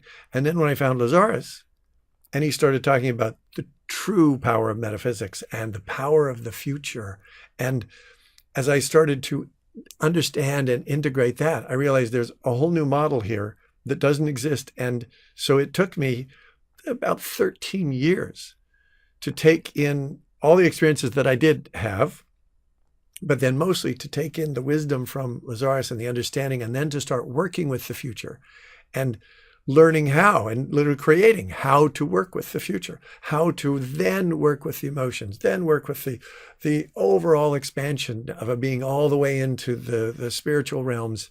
And so it took me years to literally create the future visioning process, because when I searched, it wasn't there. So I had to create it. What have you tried? What have you searched for? What have you found? And is this making sense to you so that you can see this could be what you've been looking for? Every single one of my clients, they come to me and they say, I've got this problem, this terrible disease, whether it's chronic fatigue syndrome, and I haven't been able to function for 7 years, or migraine headaches for 20, 30 years, or eczema psoriasis that's ruining my entire life, and or cancer that's come back a second or third time, and whatever. So they tell me about the issue, and it may be a relationship issue. It may be the crisis with business where relationships always fall apart, but it's in business. And so first they tell me the problem, and then they launch automatically into telling me this is what I've done for the last 10, 15, 20, 30, or 40 years. And they give me a list of all the things that they've done, both because they want to let me know what they've already tried, two, because they're angry about this, although most people are not giving themselves permission to feel the anger, but it's huge, because they've spent years and years and years and tens, sometimes hundreds of thousands of dollars on programs that were very heavily promoted to be the answer, to really heal. And far too often, they don't. And frequently, like Valerie, 39 years of trying everything that she could, even becoming a hypnotherapist and a journey work practitioner, still had not healed her back pain or her relationship, or her life was in many ways worse when we met after 39 years of spiritual practice and healing than it was in the beginning. And she hadn't even healed the problems from her childhood. And so every client has this list of all the things they've tried. They tell me that they don't work. It's not my ego saying that. It's them saying, this is what I've tried and it hasn't worked. And then they come up with a very honest and real challenge. And I totally appreciate that, because I like people who are real. I like being straightforward, being honest. That's all my friends in Montana are real people. Tell you the truth to your face. I live in LA now for like the last 35 years in the midst of the metaphysical and spiritual world, but I grew up in Utah and Montana. So I like when people say, this is my problem.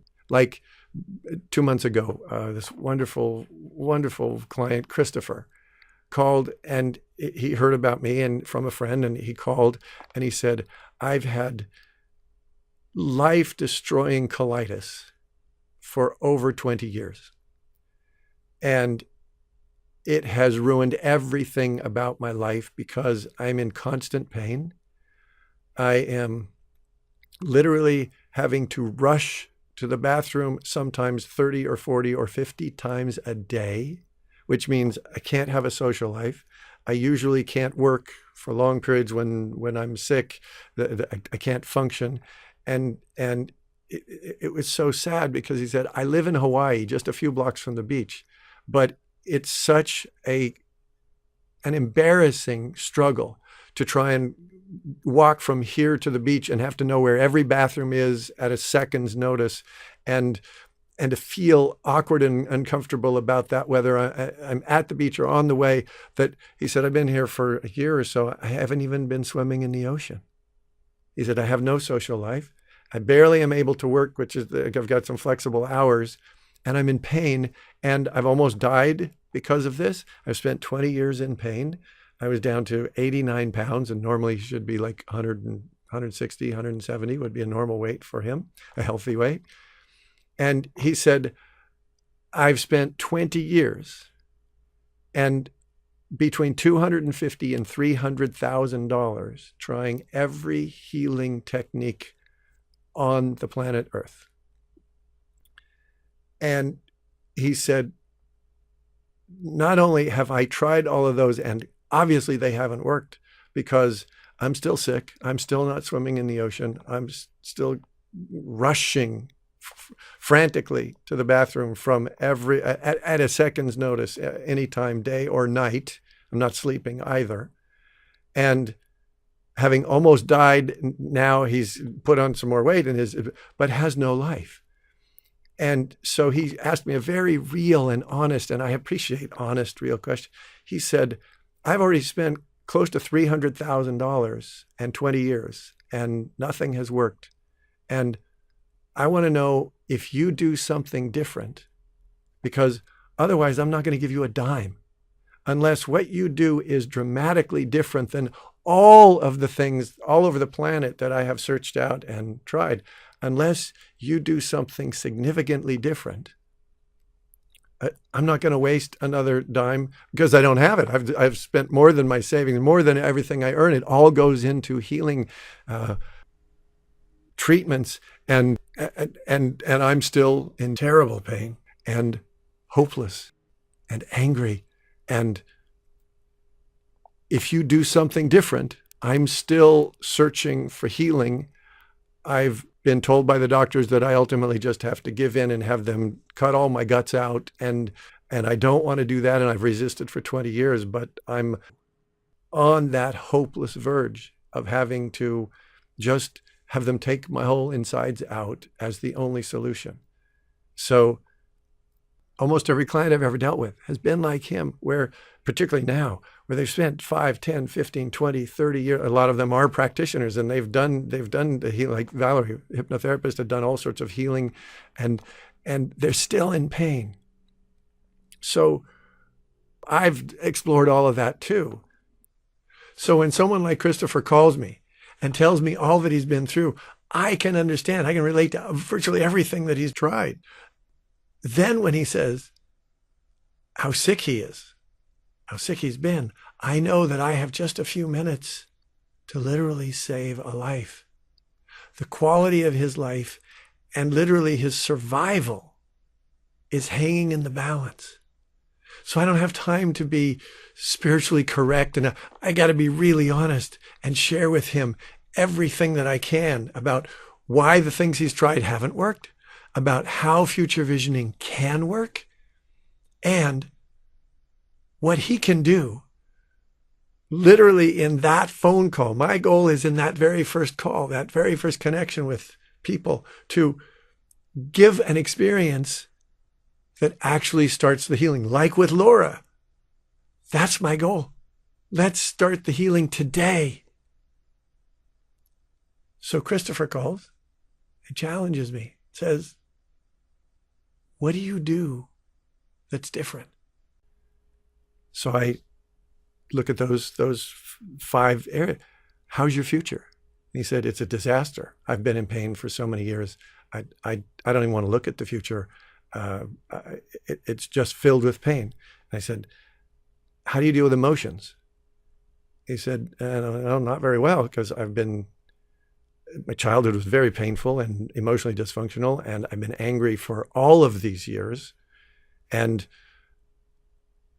I said, have you found what's inside of you? The reason that you've created this illness? He said, no, I've searched that. I've tried to overpower it with affirmations and treatments and tapping and herbs and vitamins and every health food regime on the planet, because it's intestinal. So everyone thinks it has to do with what you eat.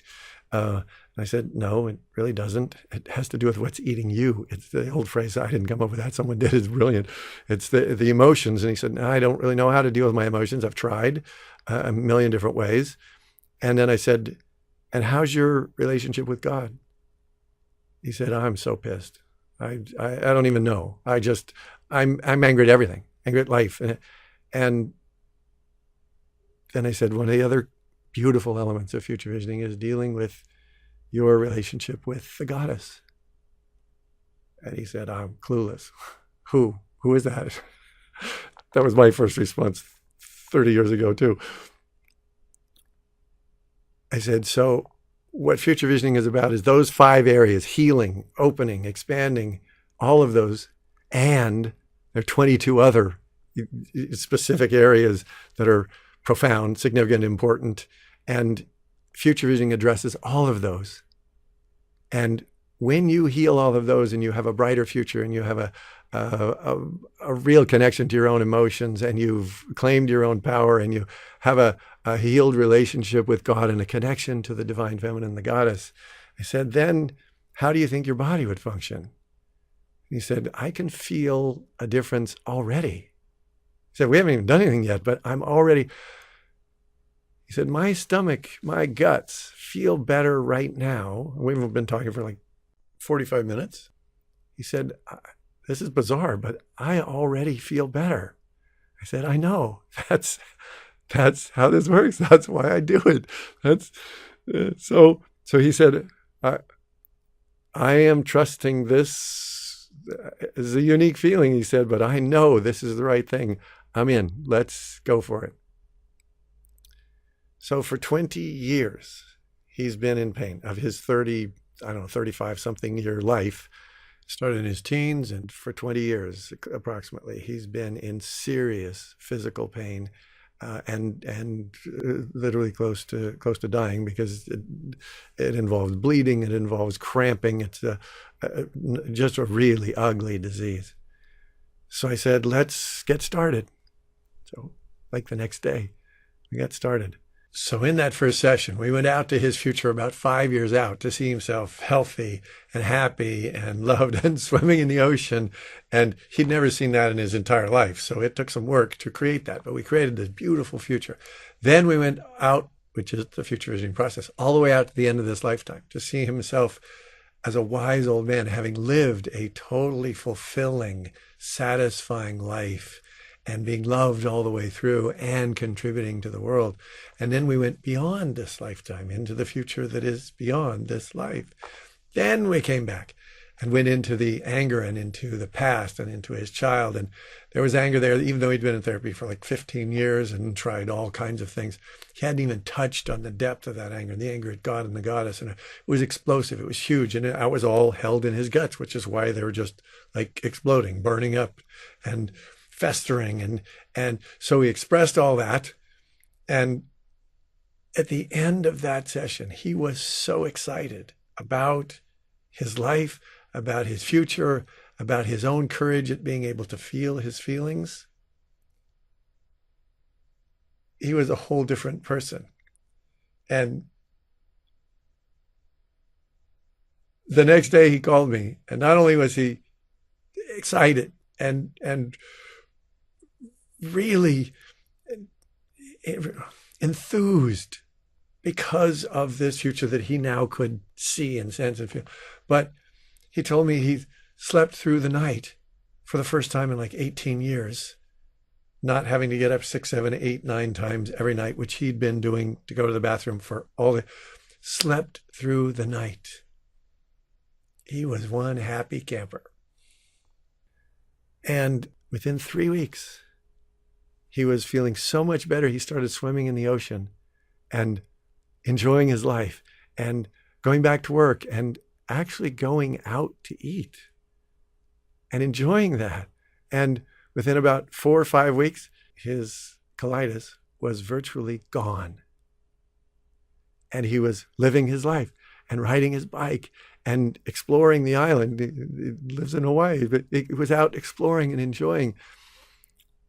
And then we kept working, and he kept deepening and clearing their layers, but the major chunks were healed in 3, 4, 5, 6 weeks. And now he's enjoying himself. He's got created a whole new series of career opportunities, jobs, businesses, things to do there that are fun. He's reconnected with friends because he could never go out, because he always did go out and he'd always have to be running to the bathroom. It was too embarrassing, so he just didn't have friends, didn't go out. Now he's got a life. So what I searched for my entire healing career was what really works. And that involves looking at what doesn't work and being honest about it. So as I tried all those different healing modalities myself, they were nice. And you can get some benefit from meditating or energetic healing. I did that for years back in the 80s. I've got hot hands. Or going to therapy, or going to a workshop, or reading a self-help book, or using hypnosis. I'm a hypnotherapist. I know you can help some things, fix some things here and there. But unless you deal with those core issues and unless you deal with the whole of your life, which is what future visioning addresses, it's your whole future, physical, financial, emotional, mental, social, spiritual, relational, looking at the whole of your life. Unless you work with that, and unless you create a future where you can actually see and feel and taste and get excited about having the life that you really want, if you fix something here and here and here, you're still rearranging deck chairs. And yes, you might get the deck chairs lined up better, and you might solve this thing with solve an ache or a pain or an issue, or improve a piece of your relationship here or there. But that's what every single one of my clients has done, and they've done it for years and years and years. And it frequently becomes a teeter-totter where you heal something and something else gets worse. And then you go address this and your career gets better, but your weight problem gets worse. Or then you really focus on your relationship, but then your business deteriorates.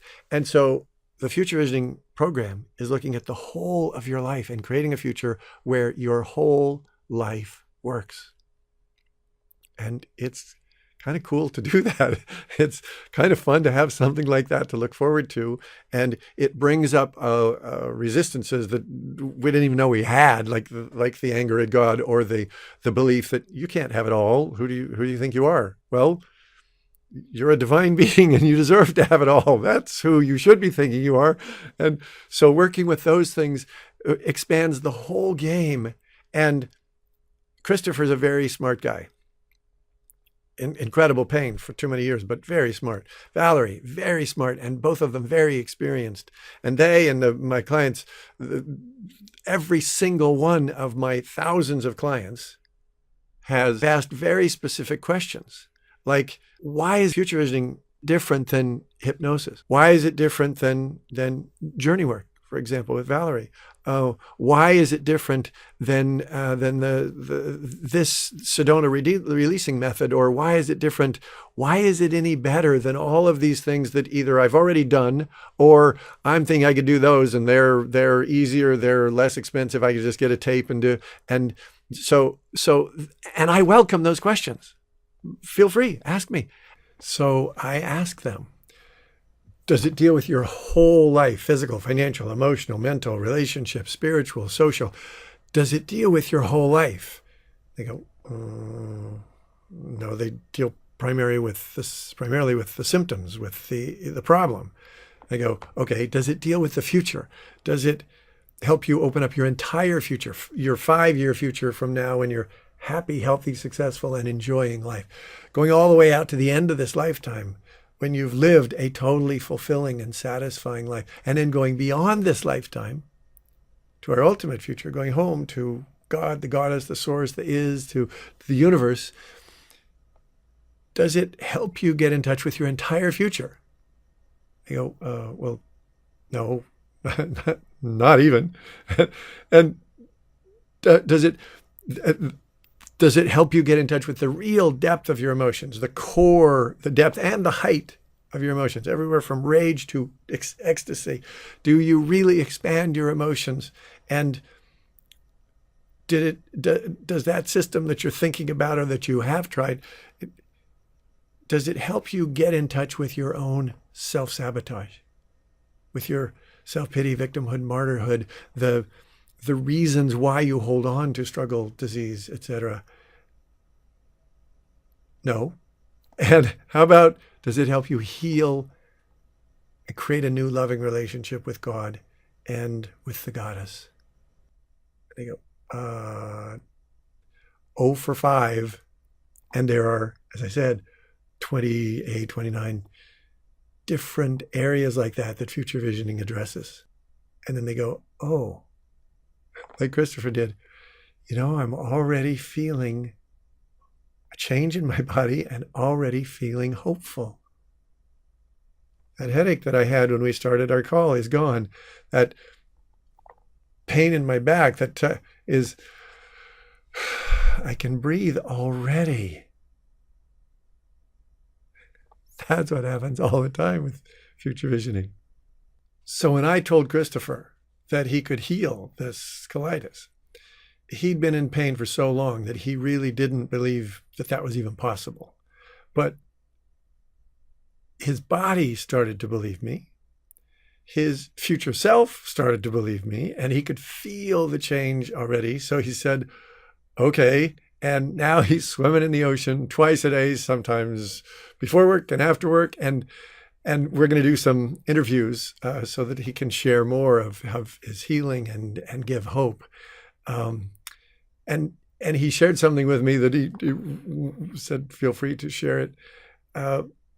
He was really committed, 20 years, and his life was on the line. So everything that he did, the dozens, the hundreds of different healing processes he tried, he was seriously committed to following through. And one of the examples he gave me was someone had shared with him a 10-day, it's kind of a juice fast that was supposed to rest the intestines and heal the colitis. And so Christopher committed, said yes, but he didn't do 10 days. He didn't do 20 days. He didn't do 30 days. He did a 40-day fast, following everything to the letter. And after he finished, his colitis came back. So his trust in anything was severely lacking until he actually felt, right in our first phone call, he felt the difference. And all those things he tried, dozens of techniques, $300,000, and in, how many fingers am I? About 6 weeks. 6 sessions, couple of hours each. His colitis was basically history. It was like a non-issue. And one other thing that he wanted to share to give hope to other people who suffer with those kinds of terrible, he had no life. Now, on his way back from the beach, most people with those kinds of intestinal, irritable bowel, Crohn's, colitis, ulcers, all those kinds of intestinal illnesses, the most that people really hope for is remission, where it just calms down for a while, unless they have surgery and just remove everything, and then that oftentimes solves things. But then there are other complications that come from that. So when I talked to him about healing it, he didn't believe that. But now, one of the things that he said is now he not only swims in the ocean, but on the way back from the ocean, from his swim, he stops. There's a bar right there in his neighborhood. He stops at the corner bar to see a friend, because now he's out and mingling and making friends. And while he's at the bar, he'll have a beer and a hamburger just because he wants to, just because he likes it.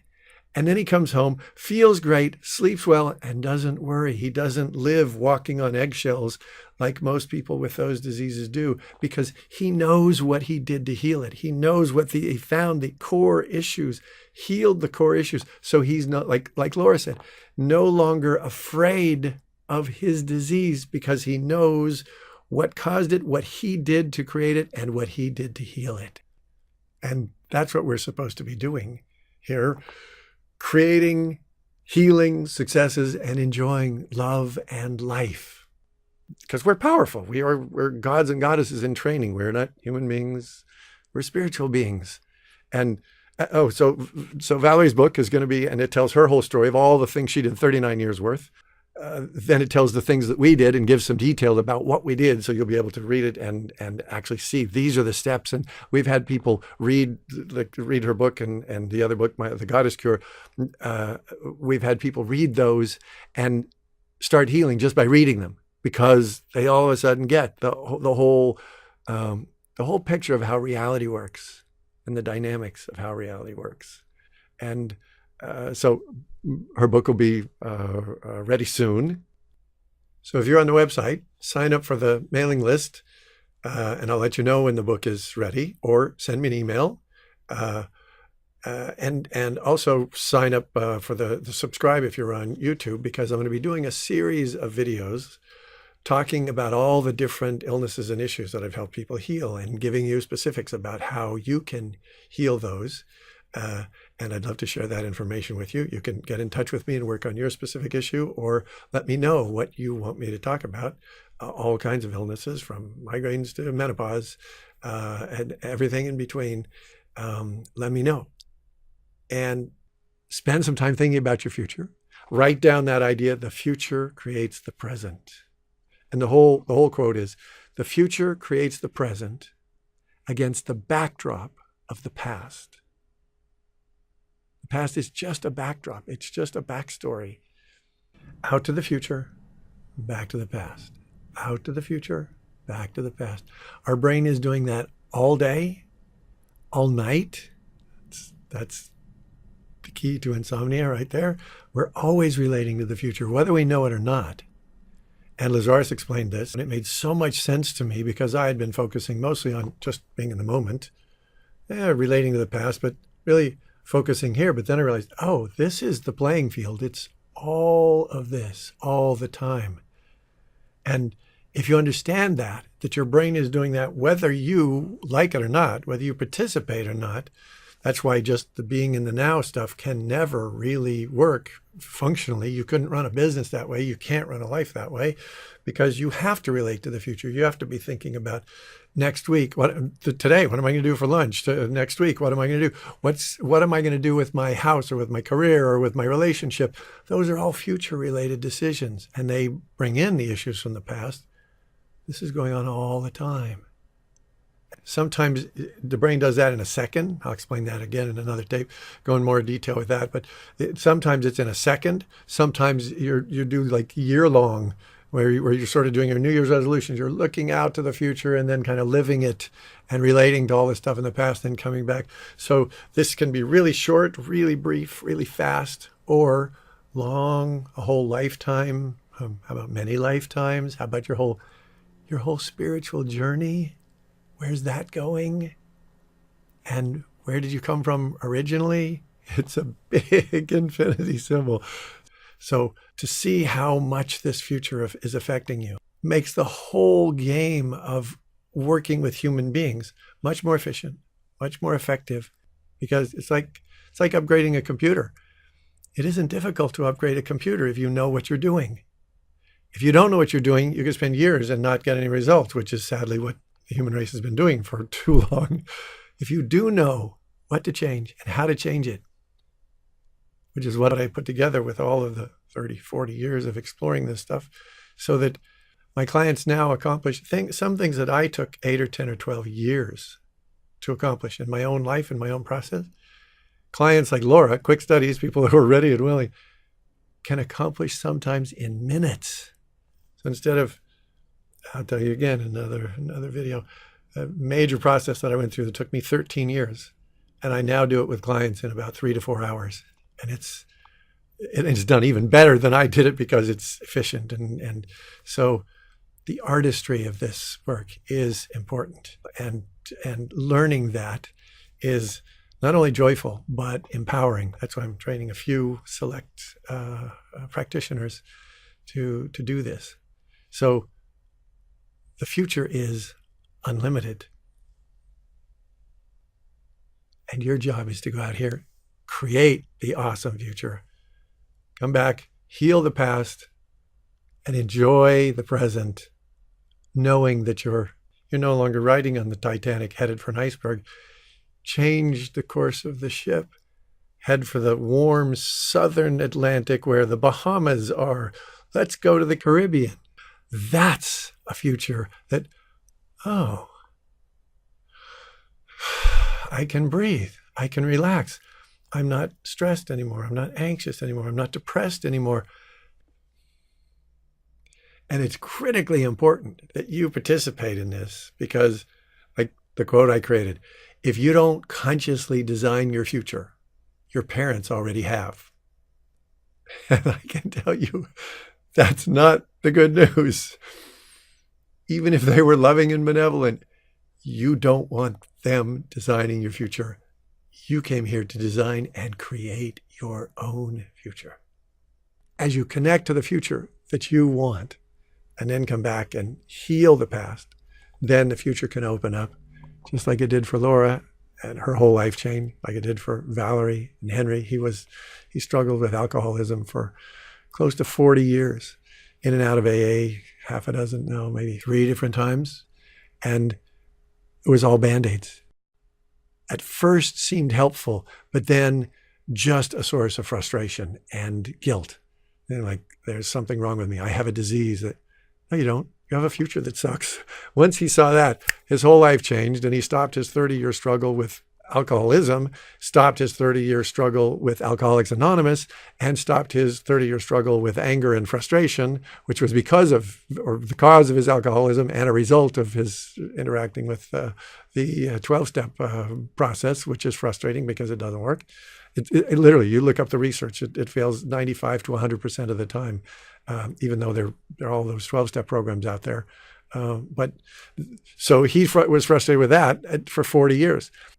Then he called me because after all those years of drinking and then all the sober years in AA, and then he did years and years of therapy, healing, he became a journey work practitioner, and he was miserable. He was suicidal. He didn't want to live anymore. And I said, well, that's because your future sucks. And he goes, oh my God, you're right. I have nothing to look forward to. And except for more years of being powerless, which is a giant lie, because it contradicts both the human experience as well as the spiritual truth that we are divine, made of God, goddess beings, not made by God, made of God, made of the goddess. That's the truth. We are powerful, as Marianne Williamson said, beyond measure. That's the truth. And so when I said to Henry, of course you're frustrated with the 12 steps.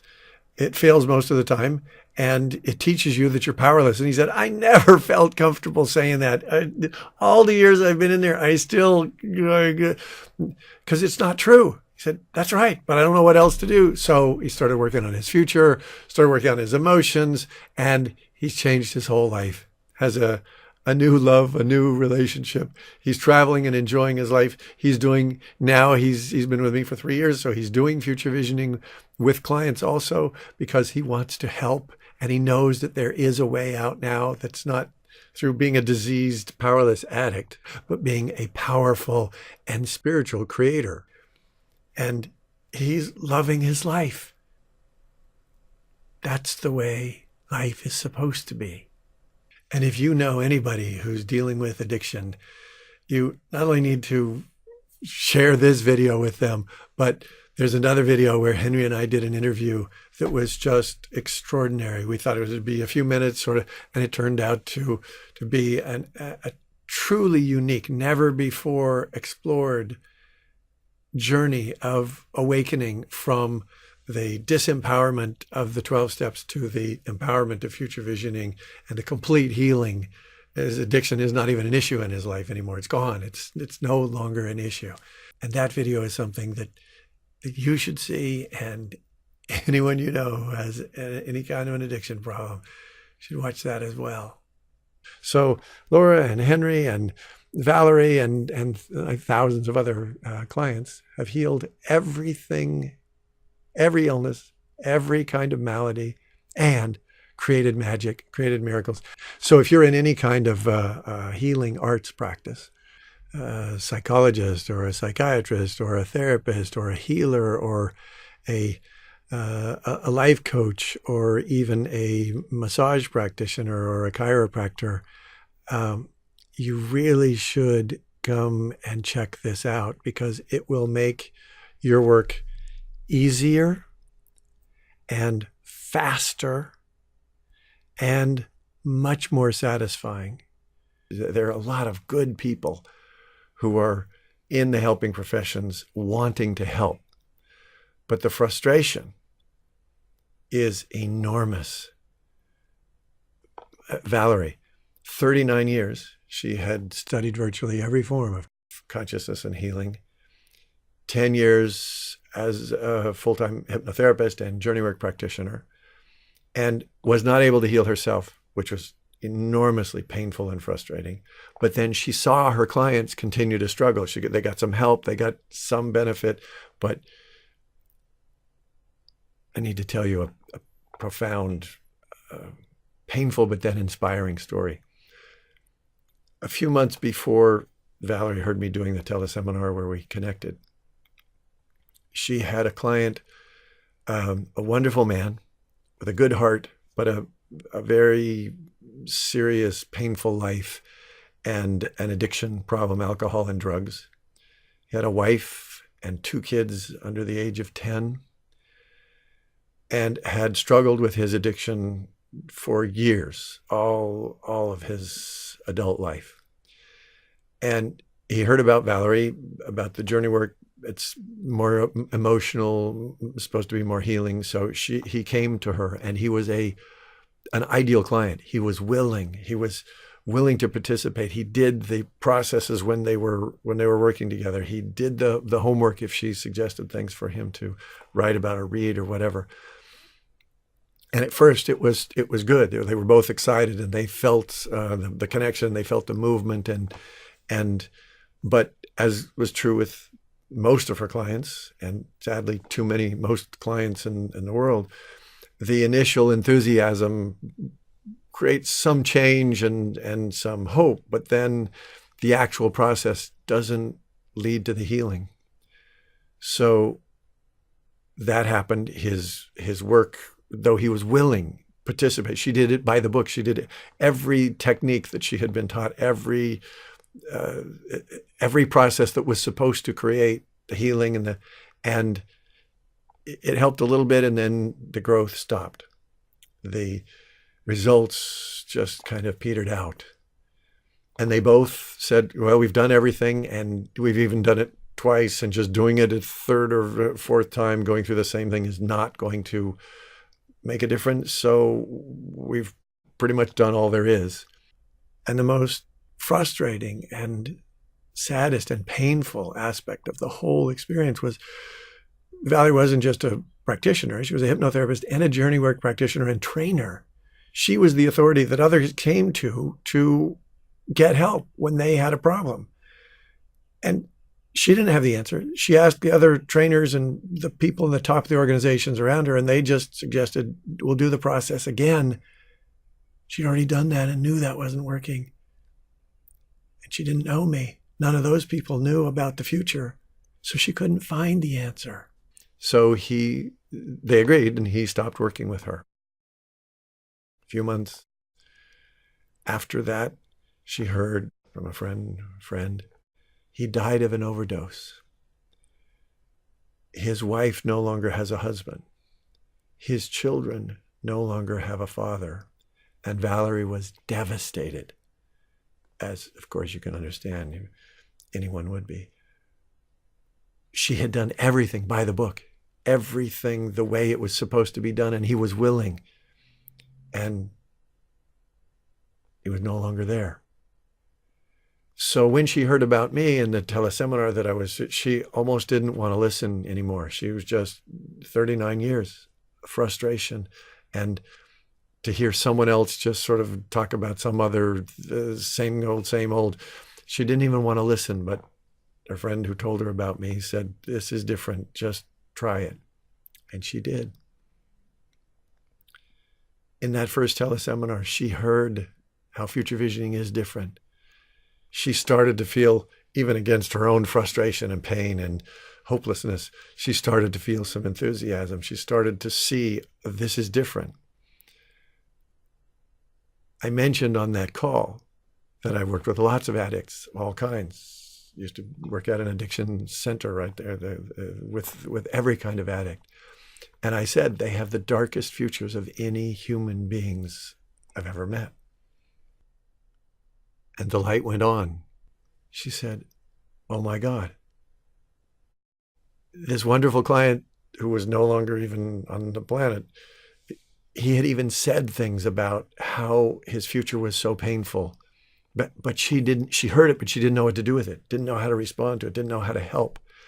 She said, I could have saved his life if I had known this. So the very next day, she started talking to her clients about their future, just from the stuff I talked about on the teleseminar. She started talking with her clients about the future, and she saw a sparkle, an aliveness, a hope start. So she called me and she said, I already feel different. my clients I'm already doing this with my clients. Now I need to know what I'm doing. And so I said, great, let's do the process. And as I mentioned to you, her whole life transformed within weeks. Her whole life, her health, her hope, her relationship transformed, and her practice with her clients transformed. And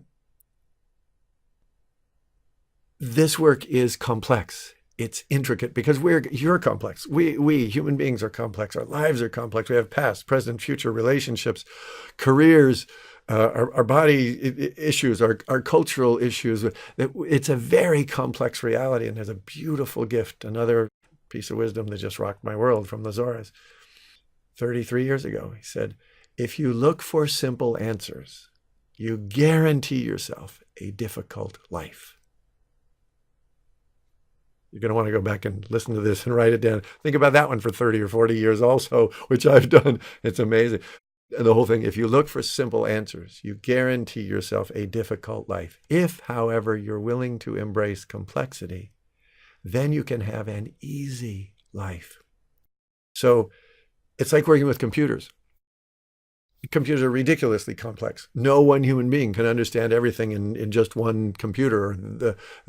But the complexity is so beautiful when it's addressed appropriately and worked with, that we can do this. I can record this here on my own computer. I can send it. You can watch it on YouTube or on the website and you can learn. You can change your life, and it can be across the planet. And the complexity is staggering. But if you're willing to work with the complexity, not even understand it all. You don't have to understand it all. You have to understand enough to be able to work with it. You can literally, you can upgrade a computer easily. The same thing is true with us. When you embrace the complexity, don't try to simplify it as most systems that teach, just be in the moment. Just have a positive attitude. Just let go, let God. Just be mindful. Just trust the process. All of those simplistic platitudes that are the basis actually of most programs I've seen. And they can't work. They're simple solutions to a very complex human being's existence, not just their life, but their whole, and simple answers. You need a complex that will work together, that will really, and that's what this is. So Valerie's been working with me, developing the complexity, understanding the intricacy. And just recently, she had a client, a young woman, an addict, terrible pain, terribly difficult life, had been in and out of several 30, 60, 90-day complete residential rehab programs, and was still using, was still in pain, was still almost hopeless. And she was headed back for another rehab, 30, 60, 90 days. Those can cost anywhere from $10,000 to $90,000 for those. And she was going, because she was still wrestling, still struggling, still overcome by her, quote, addiction, her disease, which I don't believe in, by the way. So this time she came to Valerie. She heard about Valerie. They talked about her future, and she realized, oh yeah, my future is a disaster and always has been because of my painful childhood.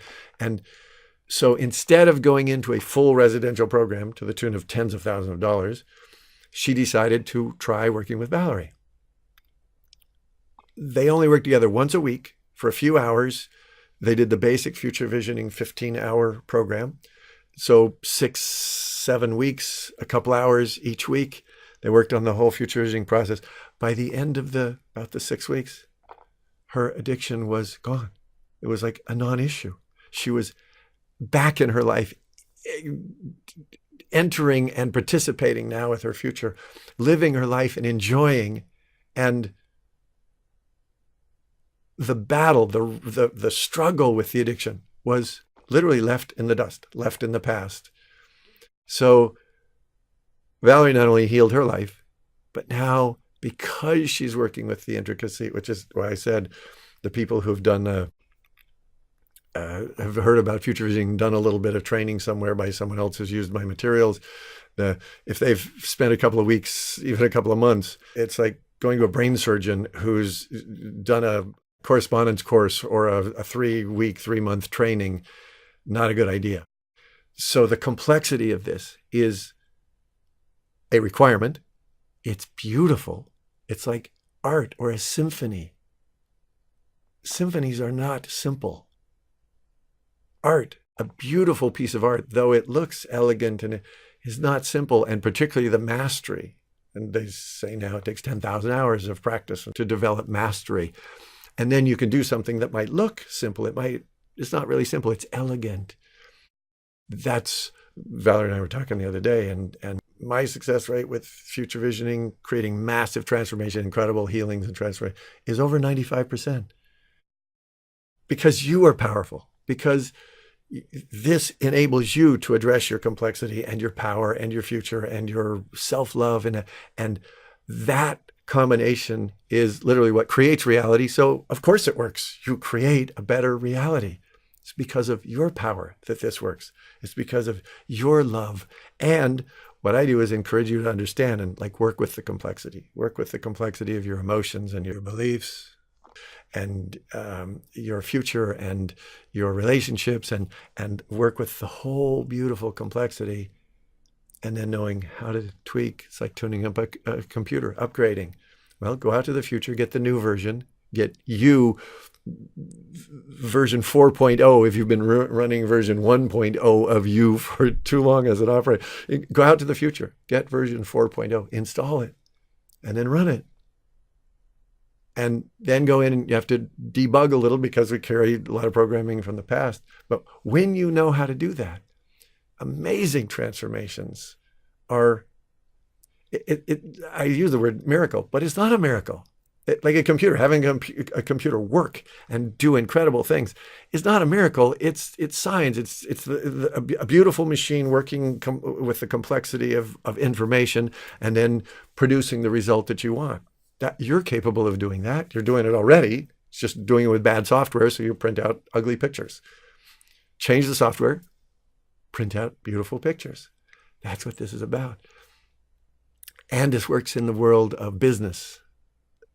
Not only in your business, if whatever you do, this will transform your whole life, including your business, particularly if you are in the healing arts. It will, like Valerie is having so much fun now and so fulfilled, making more money and making a bigger difference with every single client. Transformations are to be expected now, for her too. That's just the way it works. So this also applies to business, because business is totally future-oriented, always has been, which is why business has evolved and progressed in the evolution of humans' history. Business has and is expanding so phenomenally, quickly, powerfully, and for the most part successfully. There are problems there that have to be dealt with along the way, but overall it's future-oriented and it works. Therapy, growth, spirituality, they're usually past-oriented and not so effective, but business is. So applying this to your whole life and your business will make an enormous difference. And it's fun. It's like when Valerie told me about this young woman who was looking at 90 days and knew that statistically those residential rehab programs have an 83% failure rate within the first year. So that means that they're looking at 95, like I said earlier, 95, 100% failure rate in the long run, but 83% in the first year. This young woman and her family and her mother, who had already been through this many times before, that's what they were headed for.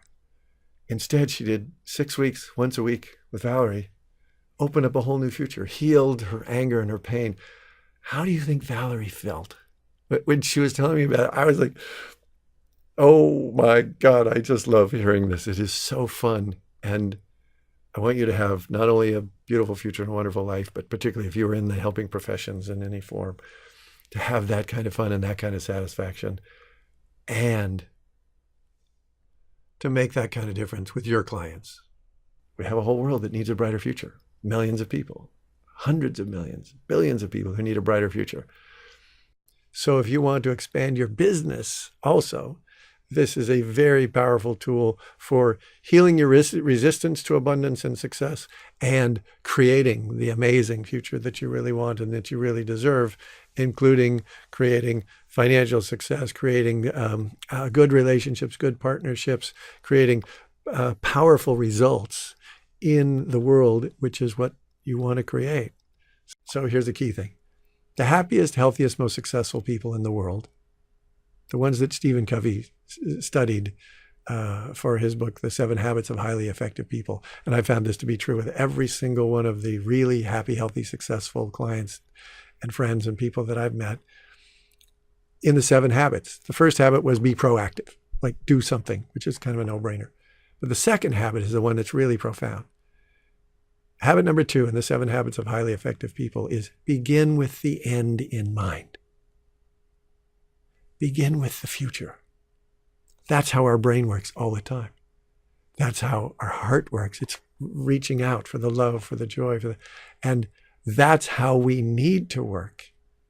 And once you learn how to do that, to work with the future, that's the key to successful people. Oprah and Richard Branson and Jack Canfield and Mark Victor Hansen. When you look at the really happy, healthy, successful people on the planet who are also making a huge difference in the world, they are connected to the future. And usually they've been that way ever since they were young. Oftentimes they don't even know they're doing it because it's just natural. It's like explaining water to a fish. They don't know anything different. For me, I wasn't future-oriented that way, so I had to learn this, which is one of the reasons I'm good at teaching it, because I had to learn it myself. And then I can point out to people who don't connect to the future like Laura, or people who are stuck with a dark future, how to heal that. And then successful people, I can point out to them, this is what you're doing. And if you help the people around you, your spouse, your children, your friends, the people who work for you, if you help them see a brighter future, and I do work with organizations where I help to get everyone in the organization seeing a bright future, because 90%, 97% of the population cannot see a bright future. That means 97% of the people who are working in your company, whether you have 2 employees or 2 million employees, cannot really see their own life working out. How much does that affect what they do every day at your company? It affects it a lot, I'll tell you. I've worked with organizations. What if all of those people were excited about their own future and excited about your corporate future? Oh, that's a whole new ballgame, and it's a lot of fun and very powerful. So this works for everyone, whether it's healing, whether it's improving your relationship, improving your family, or improving your business, and expanding your spirituality, which is you being the magnificent spiritual being who, as the old quote says, we're not human beings having a spiritual experience. We are spiritual beings having a human experience. That's who you really are. A beautiful, powerful, unlimited spiritual being. And you have the power to create an awesome future. And I'd love to help you do that. On my website at FutureVisioning.com, there on the free materials page, there's a set of worksheets that help you to design your ideal future. And there's also some other cool things like a 3-minute meditation that you can use, and you can download it to your desktop and just click on it anytime and connect with your ideal future, with your awesome future. And my first book, The Goddess Cure, which is an amazing story about my wonderful client, Melinda, who suffered with horrible PMS for 26 years, 2 to 3 weeks every month for 26 years. Then she came to me, 3 sessions, we completely healed her PMS. And then just a few months after that, it's also in the book, my daughter Rachel, who was 11 at the time and just started to get her periods and just started to get PMS, 1 session talking to her about Melinda's story completely healed her PMS, so she never had it. And then the other wonderful part about the depth of the healing was when Melinda went into menopause, it was a non-issue. It was just smooth, easy, no symptoms, no hot flashes, graceful, the way it should be. And so the Goddess Cure is about healing all female illnesses because they're all rooted in the disconnection from the divine feminine. And so that's on the website also. So give me a call. My information will be there, the phone number and the email, and the website is futurevisioning.com. Let's set up a time to talk, to do that discovery session, and to literally discover your most magnificent future.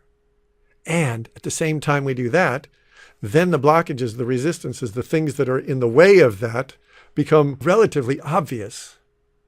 And so then the process is healing and fixing those things that are in the way, because then once you get clear about the future, it's destined. It's yours to choose, and it will change you and your relationship, your spouse, your friends, your family, your kids. And once you know how to work with the future and you can give your children a better, brighter future, it's the greatest joy I've ever had, not only working with Rachel, but then many of my clients are mothers. And not only do they change their lives, but then they start working with and talking with their children and help their children to have brighter futures. And I got some amazing stories about that too, healing ADD, and healing fears and headaches in young people, helping them get into college, all kinds of incredible things you can do with the future visioning. So I'd love to help you. I'd love to do that session and open up your awesome future and see it in full 3D, physical, financial, emotional, all your dreams coming true, mental, spiritual, your family, really connect to that future.